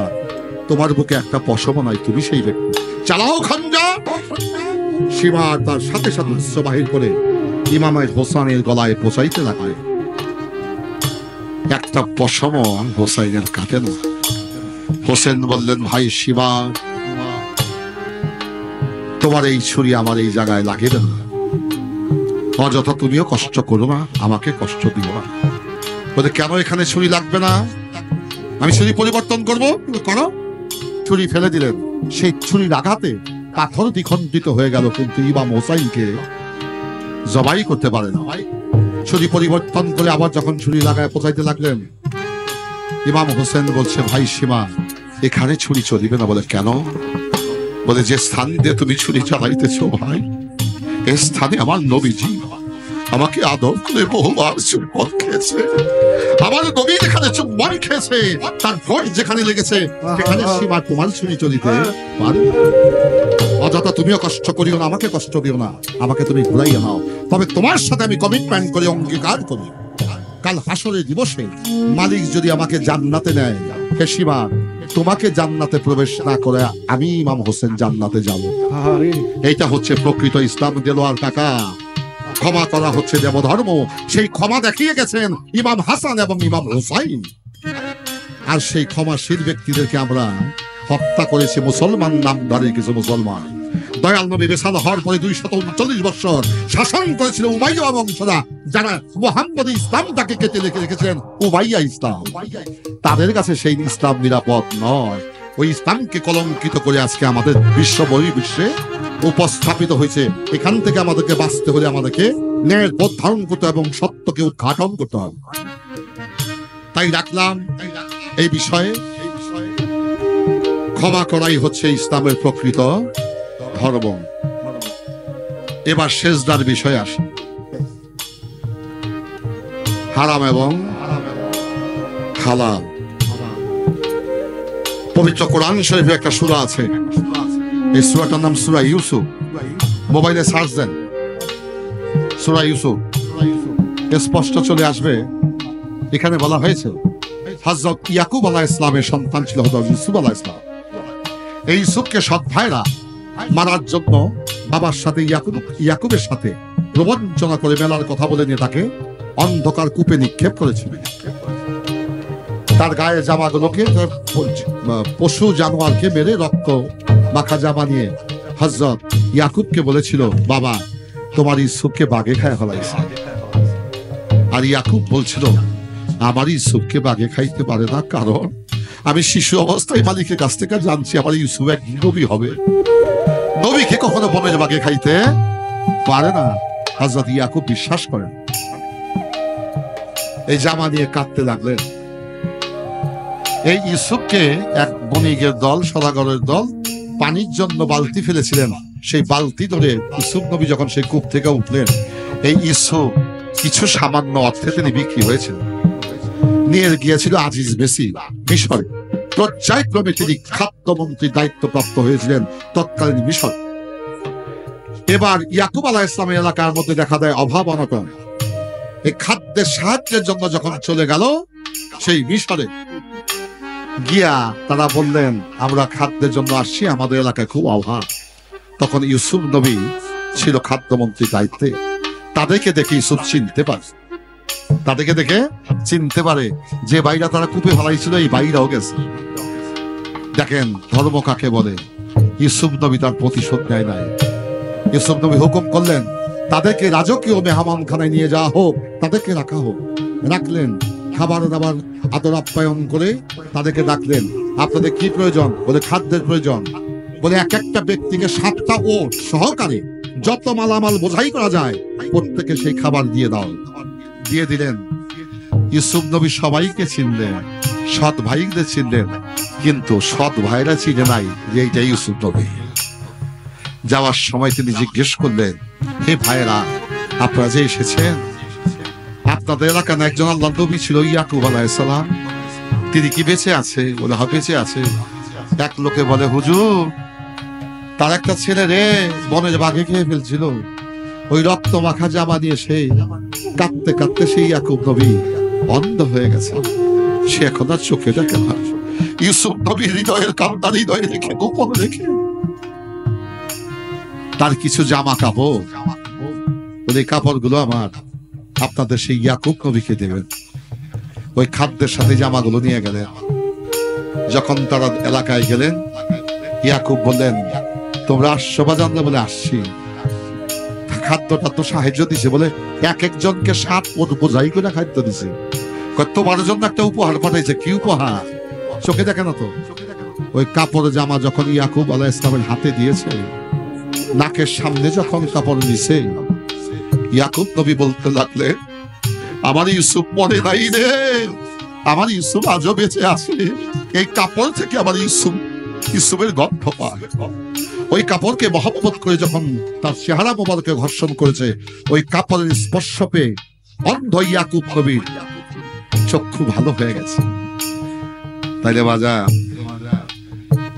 সেই হযরত ইউসুফ আলাইহিস সালামকে ইয়াকুব নবী নয়, তার মা বাবা আত্মীয় স্বজন পাড়া প্রতিবেশী এলাকাবাসী সবাই সেজদা করেছিলেন হযরত ইউসুফ আলাইহিস সালামকে। পবিত্র কোরআন। তাই সেই সেজদাটা কি? এখন সেজদার হাকিকত জানতে হবে। সেজদা হইল 3 প্রকার: রুকু, তাজিমি, শুকুন। তাজিমি সেজদা ছাত্র তার মাস্টারকে করতে পারে, সন্তান সন্ততি তার বাবা মাকে করতে পারে, ভক্ত করতে পারে গুরুকে, ছোট ভাই করতে পারে বড় ভাইকে, স্ত্রী করতে পারে স্বামীকে। এটা হলো তাজিমি সেজদা। এই সেজদা থেকে আমাদেরকে উঠাই দিচ্ছে, মাথা নিচা করলে সে দেখি না, আমাদেরকে সেই নবীর আকীদা থেকে দয়াল নবীর পায়ে সেজদা করেছে। আমি অনেক দলিল আপনাদেরকে কোটেশন সহকারে দিয়ে যাব। আর সেখান থেকে আমাদেরকে সেই প্রকৃতি ইসলাম থেকে বিচ্ছিত করার জন্য নবী টবি উসিলা কিছু দরকার নাই। পরে যেমন কলা গাছ ফাইলা রোমায় আনছিল। মা কখনোই বাবা হতে, মা কখনোই সন্তানের মা হতে পারবে না যদি বাবার কাছে না যায়। বাবা কখনোই পিতা হতে পারবে না যদি মার কাছে না যায়। উসিলা ছাড়া পৃথিবীতে কিছুই হয় না। রাখলাম এই সেজদা, তাজিমি সেজদা। এই সেজদা হচ্ছে সম্মান সূচক সেজদা। ফুটবলে লাত্তি দিয়ে গোল দিছে, দিয়ে গিয়ে মাথার মধ্যে উত্তয় পড়ছে। এটা হলো দেশবাসীর প্রতি, শ্রোতাদের এবং দর্শকদের প্রতি শ্রদ্ধা নিবেদন করা। এটা হচ্ছে তাজিমি সেজদা। তাজিমি সেজদা কিভাবে কারে করা যায় তার হাকিকত দিয়ে দিলাম। তার প্রমাণ হচ্ছে সূরা ইউসুফ।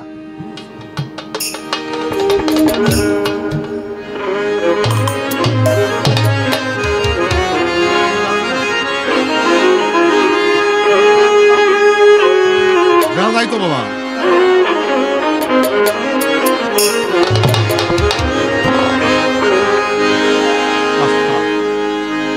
ব্যালেন্স তো অনেক এখন ব্যালেন্স কমে গেছে। হ্যালো, হ্যাঁ বেলা নাই।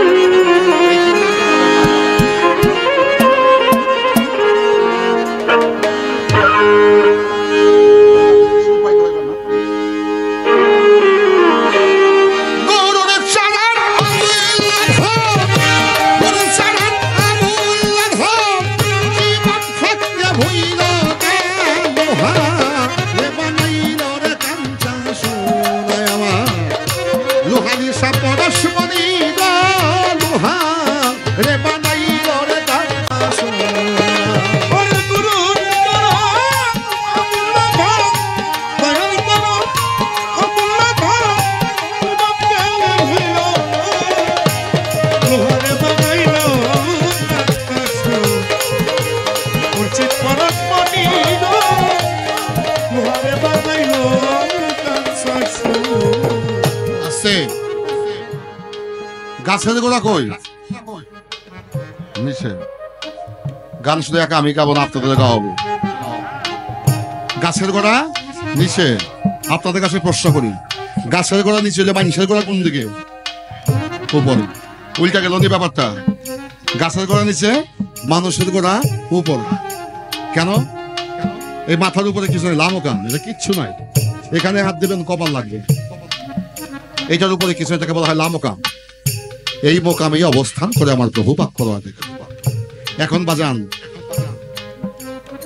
এই জগতের আম গাছ কাঁঠাল গাছ লিচু গাছ এই ফল যদি খাইতে হয় এটা গোড়া বাইয়া যাইতে হবে না আগায় আগাই তো ফল ধরে নাকি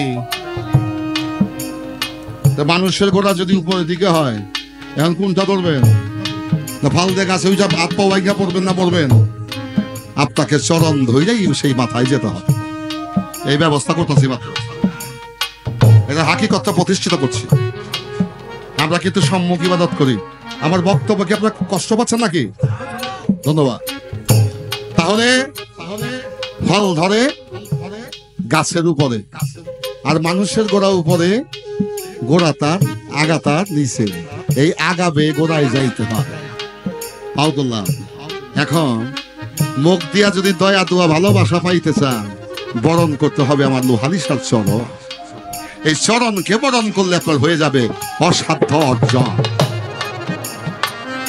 গুরুর চরণ যে করল সাধ আমার লোহালিসারি চরণ যে করল সাধ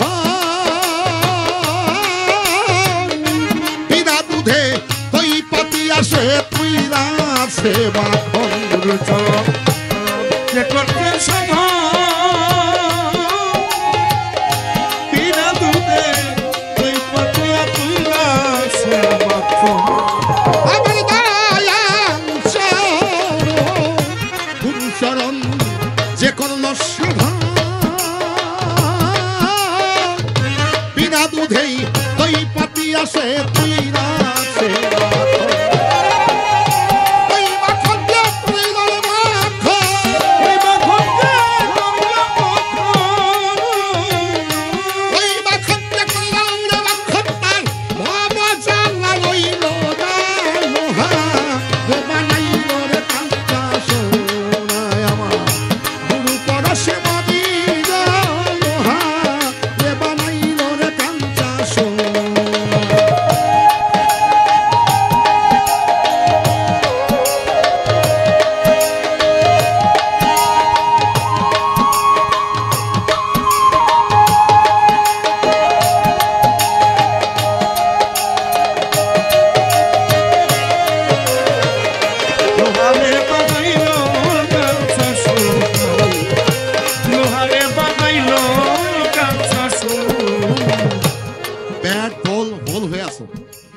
কান দেখে শোনো এটা হোল হয়েছে কমা 50,000 টাকার খাবা এই 1.5 টাকার লবণ না দিলে খাও না কেউ খাইব না সালা আনছে কি এত দামের 2টা বয়াতি আনছে এই সামান্য লবণের কারণে গান খারাপ হয়ে যাবে সালা গাইল কি বদলাম হইব আমার মিতা আর কেউ না পাইলে হাজার পাইব তো বাজানি লবণটা ঠিক মতো দিস বাবা তোরা তো গাতে ধরি পায়ে ধরি তোর আমার বাবা এই কাম তুই তো মহব্বত দিয়া কর লোহালিসা বাবার কাছে একটু ফায়েজ চা ওই ফায়েজের বদলে তো খারাপ থাকে মেশিন ভালো হয়ে যাবে গুরুর নামে সাগরে নিশা ওই তোমার গুরুর নামে সাগরে নিশা তোমার ঘরে কলি পাতিয়া মন কর রে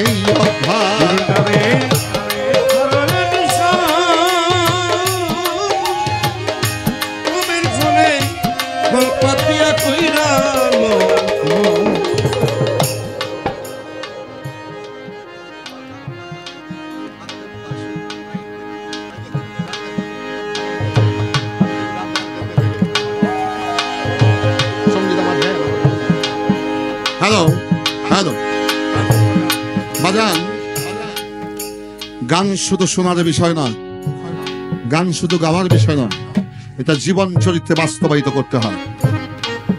আদর্শের কথা সারা জীবন বলে গেলাম, কিন্তু কোনো আদর্শ আমি ধারণ করি নাই। আমি হলাম মুনাফিক। কাফেরের মুমিন হওয়ার সুযোগ আছে, মুনাফিকের মুমিন হওয়ার কোনো সুযোগ নাই। কথাটা কি বুঝাইতে পারছি? এবার আসেন একটা সায়েন্টিফিক জবাব দেই, বৈজ্ঞানিক সংজ্ঞা। আমরা গ্রহণ করি কি? ইংরেজিতে বলে অক্সিজেন, বাংলায় বলে বিশুদ্ধ বায়ু, নাকি? আমরা গ্রহণ করি অক্সিজেন, পরিহার করি কি? কার্বন ডাই অক্সাইড, দূষিত বাতাস। তাইলে বোঝা যায় আমরা যাহা গ্রহণ করি তাহা ভালো, কিন্তু ভালো জিনিসটা আমরা বৃত্তে নিয়ে ভালো রাখতে পারি না, সারার সময় সেটা বিষ হয়ে যায়, ওইটা হয়ে যায় কার্বন ডাই অক্সাইড। আসেন, এই কার্বন ডাই অক্সাইডটাকে আপনি ভালো করতে পারবেন। এই বেটা গান গাছ সারা জীবন, মন দিয়ে কথা শোন, জীবন পরিবর্তন হয়ে যাবে যদি একটা কথা আমল করতে পারেন।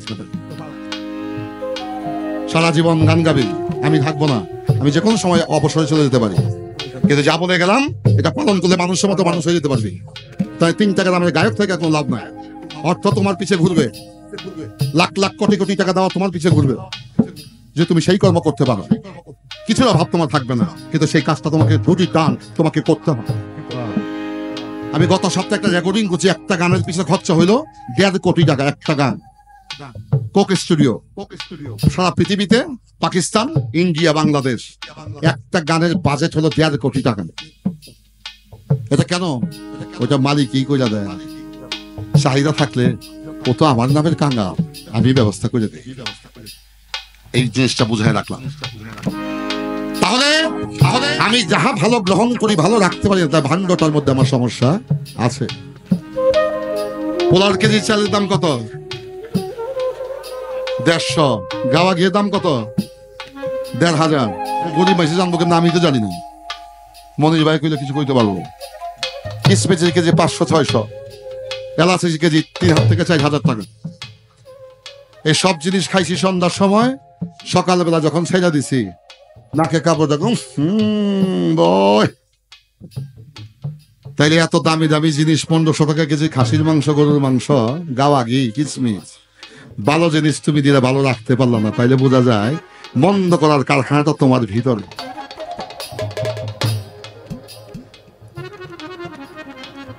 আপনারা কিছু নেবেন নাকি এখান থেকে? আসেন, সাধু সন্ন্যাসীরা মাংস খায় না, নিরামিষ খায়। তারা যেখানে পায়খানা করে না, ওখানে কোনো গন্ধ পাবেন। আর আমার মতো ছাগল পাগলে খায় মাংস। ওয়া বাথরুম থেকে আসলে 3 বার ফ্লাশ মারলে গন্ধ যায় না। মানুষকে খাওয়ার জন্য পৃথিবীতে অনেক নিয়ামত আল্লাহ সৃষ্টি করেছে। পশুতে খাবে মাংস। আগের দিনে আমরা যখন আইয়ুব খানের আমলে জন্ম হয়েছে আমাদের, আমরা বৎসরে 2 বার 3 বার মাংস খাইতাম। 2 ঈদে মুরগির মাংস, আর কোনো বিয়ে বাড়িতে দাওয়াতে গেলে মাংস দিত। এছাড়া মাংস খাওয়া হইতো না। আর এখন ফ্রিজ ভর্তি থাকে গরুর মাংস, ইয়া খায় আর ফার্মের মুরগি খায়, আর অল্প বয়সে ক্যান্সার, ডায়াবেটিক্সে পায়। খাদ্যাভ্যাসটাকে মানুষকে পরিবর্তন করতে হবে, মানুষকে নিরামিষ ভোজী করতে হতে হবে। আর নিরামিষ ভোজী হলে এই ডাক্তার কবিরা যত ঔষধপত্রের প্রয়োজন হবে না। আপনি আপনার জীবনে অধ্যাবসায় আপনি আনেন, দেখেন কালকা থেকে যে ফল না পান তা আমার নামে ভাত কুকুরকে দিয়ে। এটা হচ্ছে মূলত মানুষকে মেসেজ দেওয়া। ছোট এবার যে দমতাই আর সাজাওয়া করে 21,600 মা, 12 আঙ্গুল যাই বাহিরে, 12 আঙ্গুল ভিতরে খেলছে খেলা প্রভু পাঠ পড়ো আর দিগার।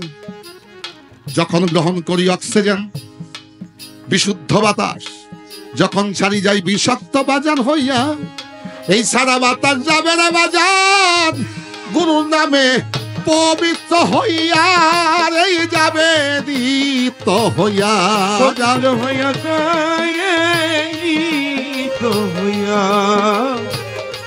পবিত্র হইয়া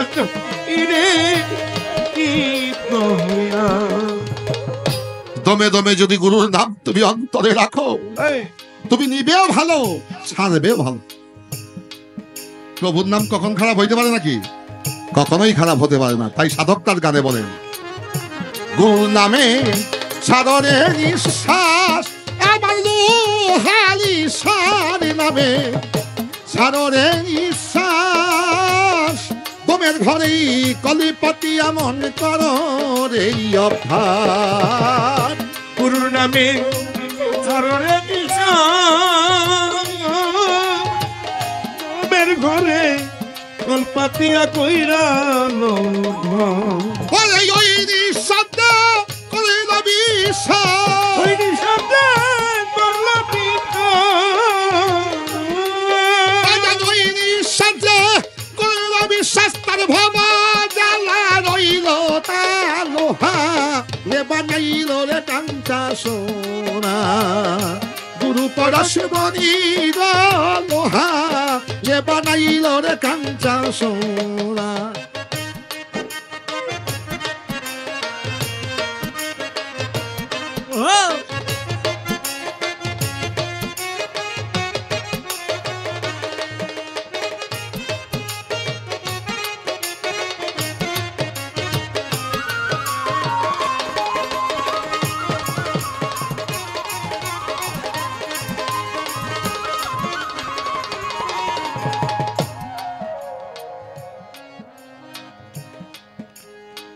চুম্বক একটা লোহা আছে আছে না চুম্বক ওই জন্য সাউন্ড বক্স ব্যবহার করছে এর মধ্যে লাগাইছে রেডিও টেলিভিশনে এই চুম্বক লোহাটা বেশি প্রয়োজন হয় বিশেষ করে বিমানে আরো বেশি প্রয়োজন হয়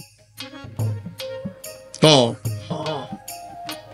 বয় বাবা বয় বয় বাজান বয় বাপ বয় তোমার মহব্বতের বাপ বয় তো বাজান একটা চুম্বক লোহা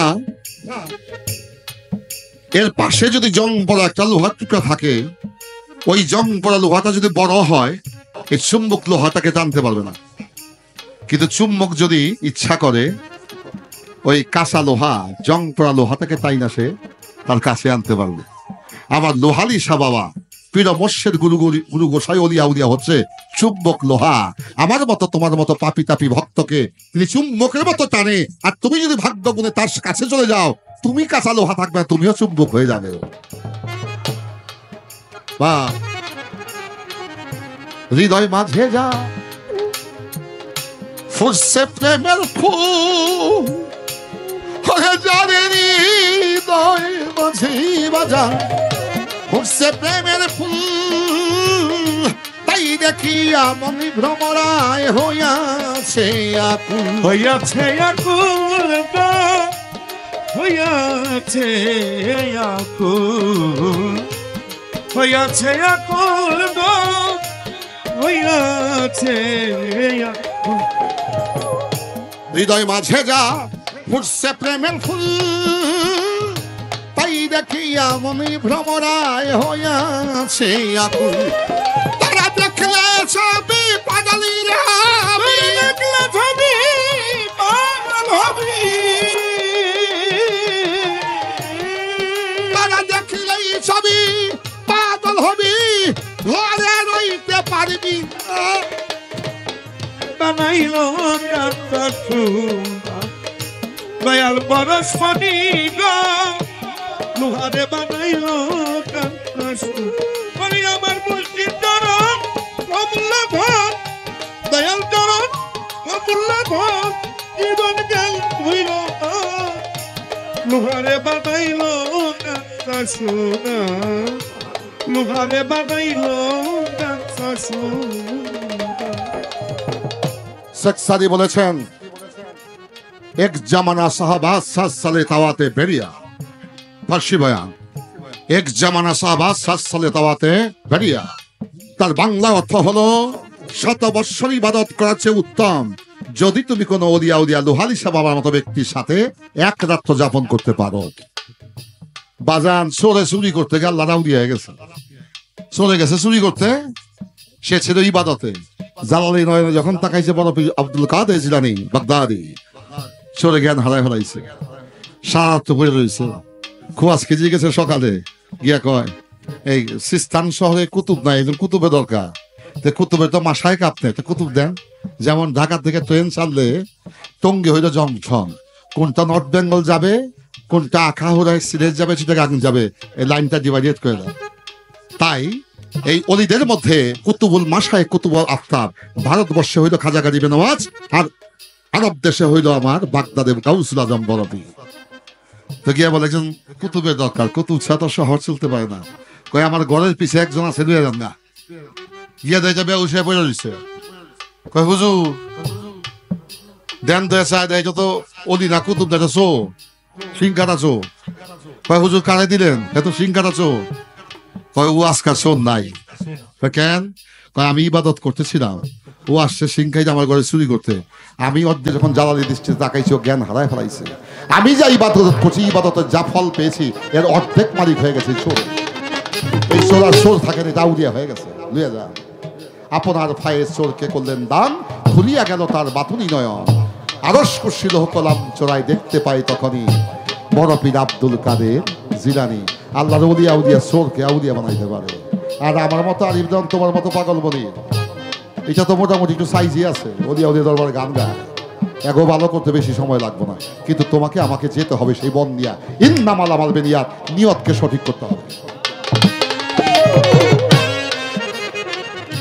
কালা সাকয় সন্দেয়া বুঝি মন সাধক কালা সাইক সন্দেয়া বুঝি মন সরলে গরলি বিষাইরে হারা বিষাইরা লোহালি সবাব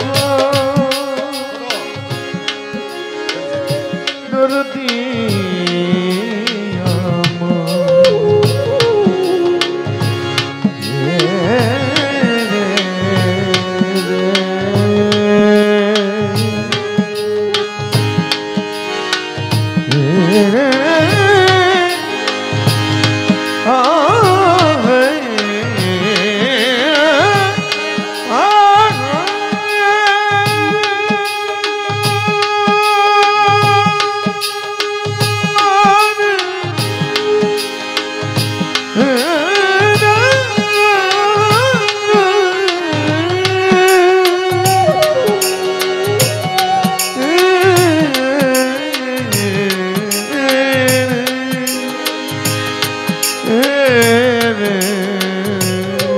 সাধক কালা সাকয় সন্দেয়া বুঝি মন সরলে গরলি বিষাইরে হারা বিষাইরা ওরে সরল দেশে থাইবারে তুমি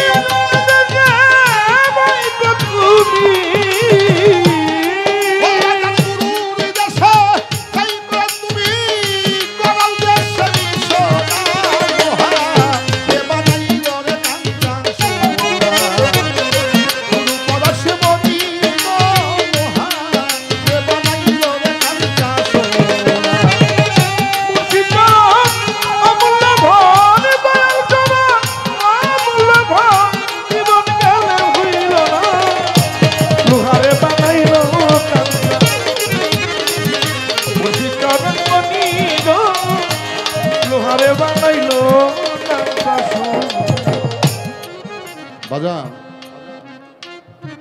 আমার বাবা অনেক বছর হলো আমাকে তিনি করে তিনি লাফেরার জগতের বাসিন্দা হয়ে চলে গেছেন। আমার জনম দুঃখিনী মা বেঁচে আছে, প্রায় 100-র মতো বয়স, চুল টুল পেকে গেছে। আমি কখনোই আমার মার চরণে চুমা না দিয়ে আমি বাড়ির থেকে বাইরে হই। আমার চরণে আমি একটা চুমা দিই, তারপর ঘর থেকে বাইরে গিয়ে মাকে ডাক দিই। আমি বুঝি বাবাকে হারায় মার মূল্য কতটুকু। আমার জীবনে হাজার মাইল নয়, লক্ষ লক্ষ মাইল বিমান পরিভ্রমণ করেছি, লক্ষ লক্ষ মাইল ট্রেন দৌড়াইছি, গাড়ি দৌড়াইছি, হাজার হাজার মাইল সাগর, আটলান্টিক প্রশান্ত মহাসাগর আমি শিপ দিয়েও ঘুরেছি। কত গান বাজনা করি, কত মানুষের ডাকাতি হয়, এটা নেই ওইটা নেই, গাড়ি অ্যাক্সিডেন্ট হয়, মালিকের কি পায়। আমার একটা সমাজ পর্যন্ত কিছু হয় নাই। আমার মা যখন আমি মার পায়ে ছোঁয়া দিই, মার রহমতের হাত যখন আমার মাথায় রাখি, আমার অসুস্থ শরীরটা সুস্থ হয়ে যায়, দুর্বল মনটার মধ্যে একটা শক্তি চলে আসে। বাজান যে সম্মুখী ইবাদত করে, মুর্শিদে যে নিবেদিত, ওই মুর্শিদের চরণে চুমা দিলে বাজান সেই চুমার মুর্শিদের কাছে থাকে না, ওইটা মদিনা মনোহর হয় আল্লাহর কাছে চলে যায়। এটা হচ্ছে সম্মুখী ইবাদত। কি আপনারা বিরক্ত হচ্ছেন নাকি আমার কথায়? আমি আলোচনাটা ভিন্ন আঙ্গিকে করি। মানুষকে মেসেজ দিতে হবে, কোন নবীর কয়টা পোলা কয়টা মাইয়া, আগুনের দোয়া, হোসেনের দোয়া, মতনের দোয়া। মহিলা গেলে মন কি নকি জিজ্ঞাসা করবে, বেহেস্ত দোজক সুয়া, এই খোয়াব টোপ আমি এখন আর দেখি না। আমার দর্শনটা ভিন্ন, আমার দর্শনটাই ভিন্ন। আমি গান এখন অন্যভাবে করি। মানুষকে, ঘুমন্ত মানুষকে জাগৃত করতে হবে, সত্যকে প্রতিষ্ঠিত করতে হবে, আমাদেরকে মানুষকে ধারণ করার জন্য অভ্যস্ত করতে হবে, ইউজ করতে হবে, ইউজ করতে হবে। যদি করতে পারি, যদি আমি বাংলাদেশে সারা পৃথিবীতে 50 জন লোককে আমার পথে আমি আনতে পারি, সঠিক পথে আনতে পারি, আমি ইচ্ছা, আমার আশা যে কাল হাসরের দিবসে ওই 50 জনের উসিলে আমার মুক্তির ব্যবস্থা হয়ে যাবে। এক লোক শ্বশুরবাড়ি মেলা করছে, যারা নতুন বিয়া করে এই ম্যাক তুফান আর মানে না, বালা বালা খাওয়ালো, আদর আপ্যায়ন, তো অমাবস্যা রায় নামছে বৃষ্টি, কিন্তু শ্বশুরবাড়ি নতুন বউ, গাড়ি ঘোড়া নাই, রাস্তা দিয়া মেলা করছে। তো বৃষ্টি হইতেছে, রাস্তা গেছে কদমাক্ত পথ, পিছিল হয়ে গেছে, পাও না স্লিপ খাই যায়, গাছটার মধ্যে পাও পড়ছে, পাও পড়া পাও গেছে ভাঙ্গা। পাও যখন ভাঙছে, এই বাদাম, এই বন্ধ রাখ বাবা, বন্ধ রাখ, হাতে ধরি পায়ে ধরি বাবা, গানটা নষ্ট করিস না। একটা স্ট্রেস কন্ট্রোল করা বহুত সাধনার কাজ। এই 200 টাকা দিয়ে দেবে, এই 200 টাকা দে না, 200 দে দাও, দে দাও, সবাই 200 টাকা দে দাও, দে দাও, দে দাও। আর কেউ থাকলে বাড়া সব দিমু ভাই। যা হোক, যা হোক,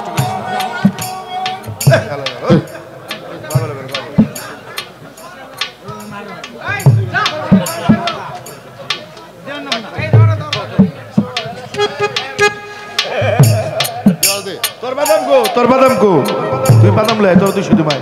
হ্যালো, আসছে, তারপর স্ট্রাকচার পা ভেঙে গেছে।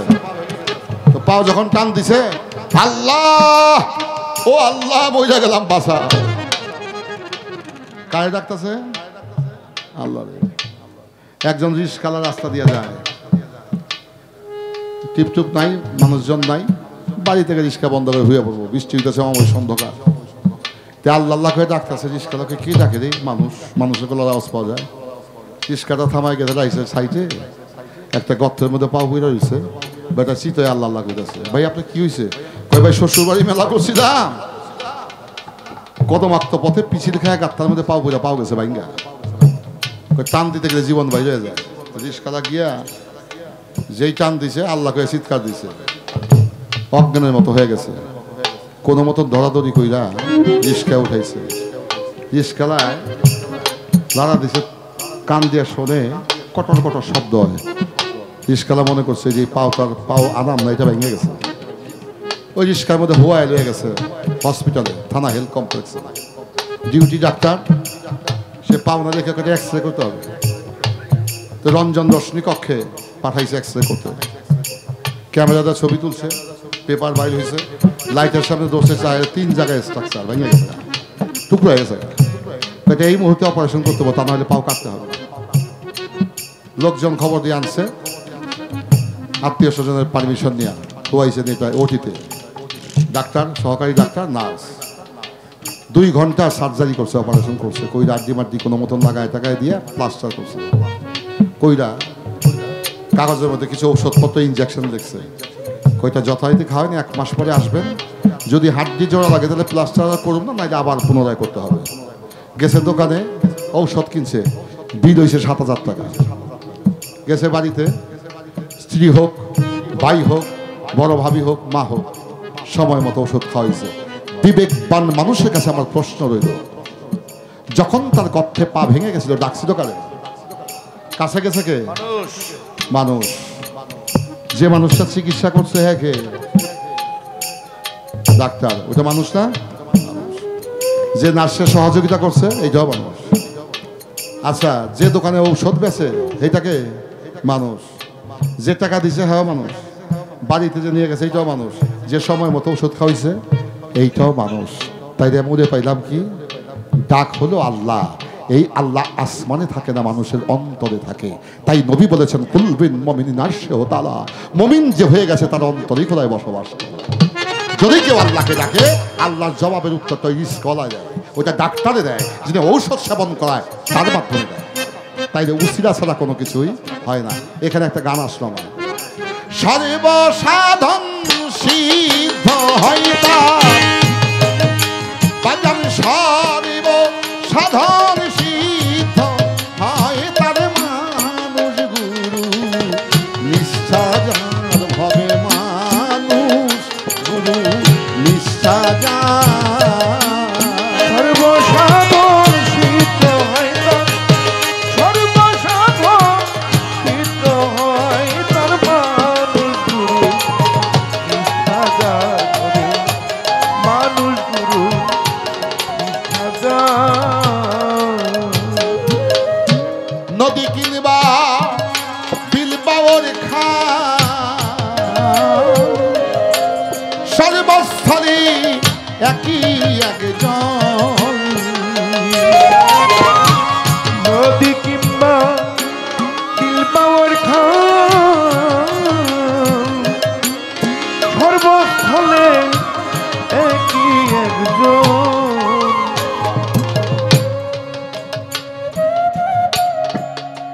এটা কি, এটা কিসের বোতল? মধু রাখলে, দুধ রাখলে, বিষ রাখলে, আর যেটা খায় বড় ভাই বাপের কয় মেয়ে ভাই কেমন আছেন, এই তাইলে দুধ রাখলে দুধের বোতল, পানি রাখলে পানির বোতল, মধু রাখলে মধুর বোতল। এইটা দুধ দেওয়া তৈরি হয় নাই, মধু দেওয়া তৈরি হয় নাই, বিষ দেওয়া তৈরি হয় নাই, মদ দেওয়া তৈরি হয় নাই, বোতলটা তৈরি হয়েছে প্লাস্টিক দেওয়া।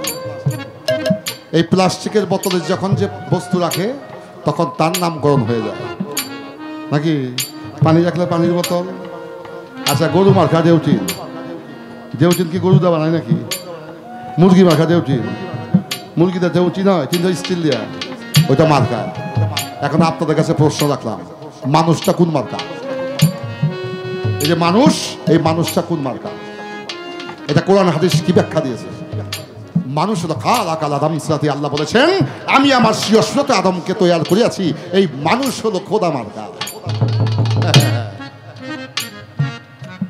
কথা বহুত করা, তো এটা গোমাই যার মতো কইলে হাতে হ্যান্ডকাপ পড়বে।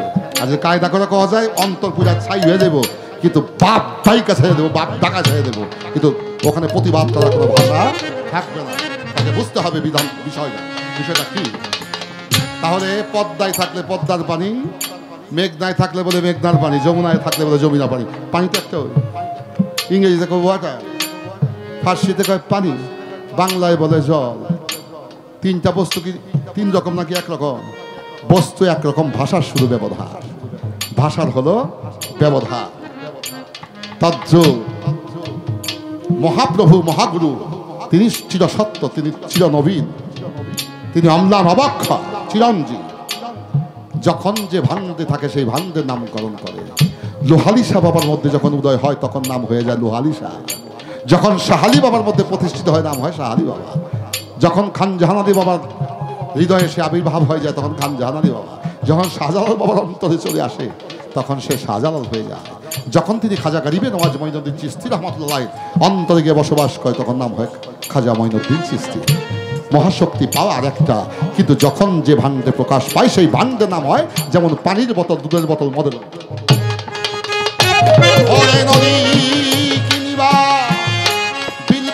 খান সর্বস্থলে একই একজন।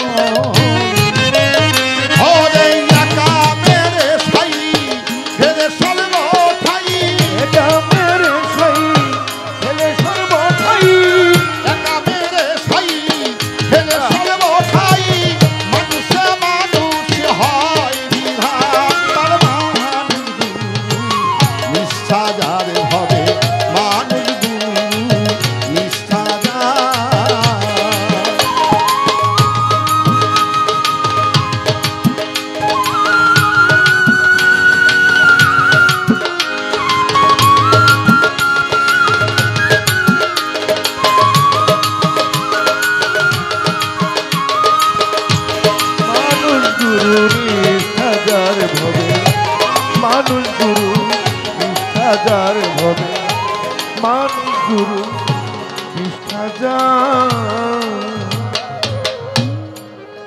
নিরাকারে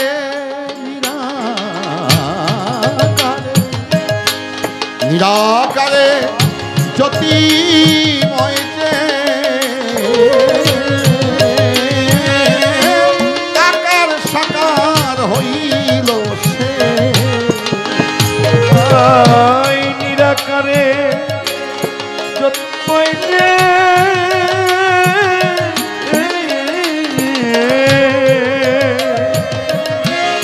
আকার সাকার হইল সে বাজার নিরাকারে জ্যোতিময় যে আকার সাকার হইল সে এবার দিব্য জ্ঞানী হয় তবে জানতে পায় জ্ঞানী হয় তবে জানতে পায় দিব্য জ্ঞানী হয় তবে জানতেই পায় মানুষ রূপে সে হলেন অবতার মানুষ নিঃসাজারে হবে মানুষ গুরু নিঃসাজার সর্বসাধন সিদ্ধ হয় তার সর্বসাধন সিদ্ধ হয় তার মানুষ গুরু নিষ্ঠাজার বহু তর্কেত বহু তর্কেত বহু তর্কেত সত্যজিৎ রায় একমাত্র ভারতবর্ষের নয় এশিয়া মহাদেশের মধ্যে যে ব্যক্তি অস্কার পুরস্কার পেয়েছিলেন পথের পাঁচালী করে। আপনারা যারা লেখাপড়া করেছেন তারা জানেন এই পথের পাঁচালী বাংলা ছবিটা নির্মাণ করেছিলেন সত্যজিৎ রায়। এই ছবিটা তিনি নির্মাণ করার পরে এই আন্তর্জাতিক সর্বশ্রেষ্ঠ একটি পুরস্কার পেয়েছিলেন ফ্রান্স থেকে। সেই পুরস্কারটার নাম হলো অস্কার পুরস্কার। তৎকালীন ফ্রান্সের প্রেসিডেন্ট মিতেরা, তার নাম মিতেরা, তিনি কনকর্ড বিমান বাহির হয়েছে উইদাউট নোটিশে। তিনি ফ্রান্স থেকে প্যারিস থেকে দমদম এয়ারপোর্টে আসছে। যখন বিমান ল্যান্ড করছে তখন ইন্ডিয়ার মধ্যে একটা হট্টগোল শুরু হয়ে গেছে যে ফ্রান্সের প্রেসিডেন্ট বিমানে আসছে কনকর্ড, কিন্তু এই বিমানে যে ফ্রান্সের প্রেসিডেন্ট এটা ইন্ডিয়ান গভর্নমেন্টকে জানাই নাই। আসার সাথে সাথে সিকিউরিটিটা পাগল হয়ে গেছে। তারা 5 স্টার হোটেলে নিয়ে যাবে, রাষ্ট্র ভবনে নিয়ে যাবে। বলছে না, আমি এসেছি, শুনেছি সত্যজিৎ রায় অসুস্থ, তাই তাকে শ্রেষ্ঠ পুরস্কারটি আমি ফ্রান্সের প্রেসিডেন্ট হয়ে মিতেরা আমি তাকে অসুস্থ ব্যক্তিটাকে দেখবো এবং আমার এই পুরস্কারটা আমি তার হাতে দিয়ে যাব। দেখেন শিল্পী সম্মান কারা করে, ওরাই তো সভ্য। আমরা হচ্ছে অসভ্যের ঘরে অসভ্য। যে জাতি যে দেশ সঠিক পর্যায়ে সঠিক মাত্রায় উপযুক্ত ব্যক্তিকে সম্মান প্রদর্শন করে না সেই দেশে কখনো ভালো মানুষ জন্ম নেয় না। এই কথাটা রাখলাম। এই ফ্রান্সের প্রেসিডেন্ট মিতেরা প্যারিস থেকে এসে তিনি সত্যজিৎ রায় ছিল অসুস্থ, তার কাছে পুরস্কার দিয়েছেন অস্কার পুরস্কার। তার জীবনের একটি কথা আমার হৃদয়ে দাগ কেটেছে। তিনি বলেছেন যে জানার কোনো শেষ নাই ওই জানা আমি সত্যজিৎ আর জানতে চাই না। আমি এখন মানতে চাই আর দেখতে চাই। যে জানার কোনো শেষ নাই ওই জানার আমার প্রয়োজন নাই। আমি এখন মানতে চাই আর দেখতে চাই। তাই গুরু শিষ্য যে বিষয়টা, এই বিষয়টা হচ্ছে মানামানি। এটা হচ্ছে নিবেদন এবং মানা, এই দুইটা বিষয়কে প্রতিষ্ঠিত করতে পারলে সেই মানুষ চারিদন পাগলমণি থাকবে না, সে আল্লাহর ওলি হয়ে যাবে। বহু তর্কে তো তিনি বয়ে যায় বিশ্বাসে ধনী কোটি তবে শিরাশি দেখে বলে লালনকে, নিরাশাই দেখে বলে লালনকে, শিরাশি দেখে বলে লালনকে তর্কে তো কান্দি করিস নে আর নিষ্ঠা যারে হবে মানুষ গুরু নিষ্ঠা সর্বসাধন সিদ্ধ হয় তার মানুষ গুরু নিষ্ঠা যারে হবে মানুষ গুরু নিষ্ঠা যারে হবে মানুষ গুরু নিষ্ঠা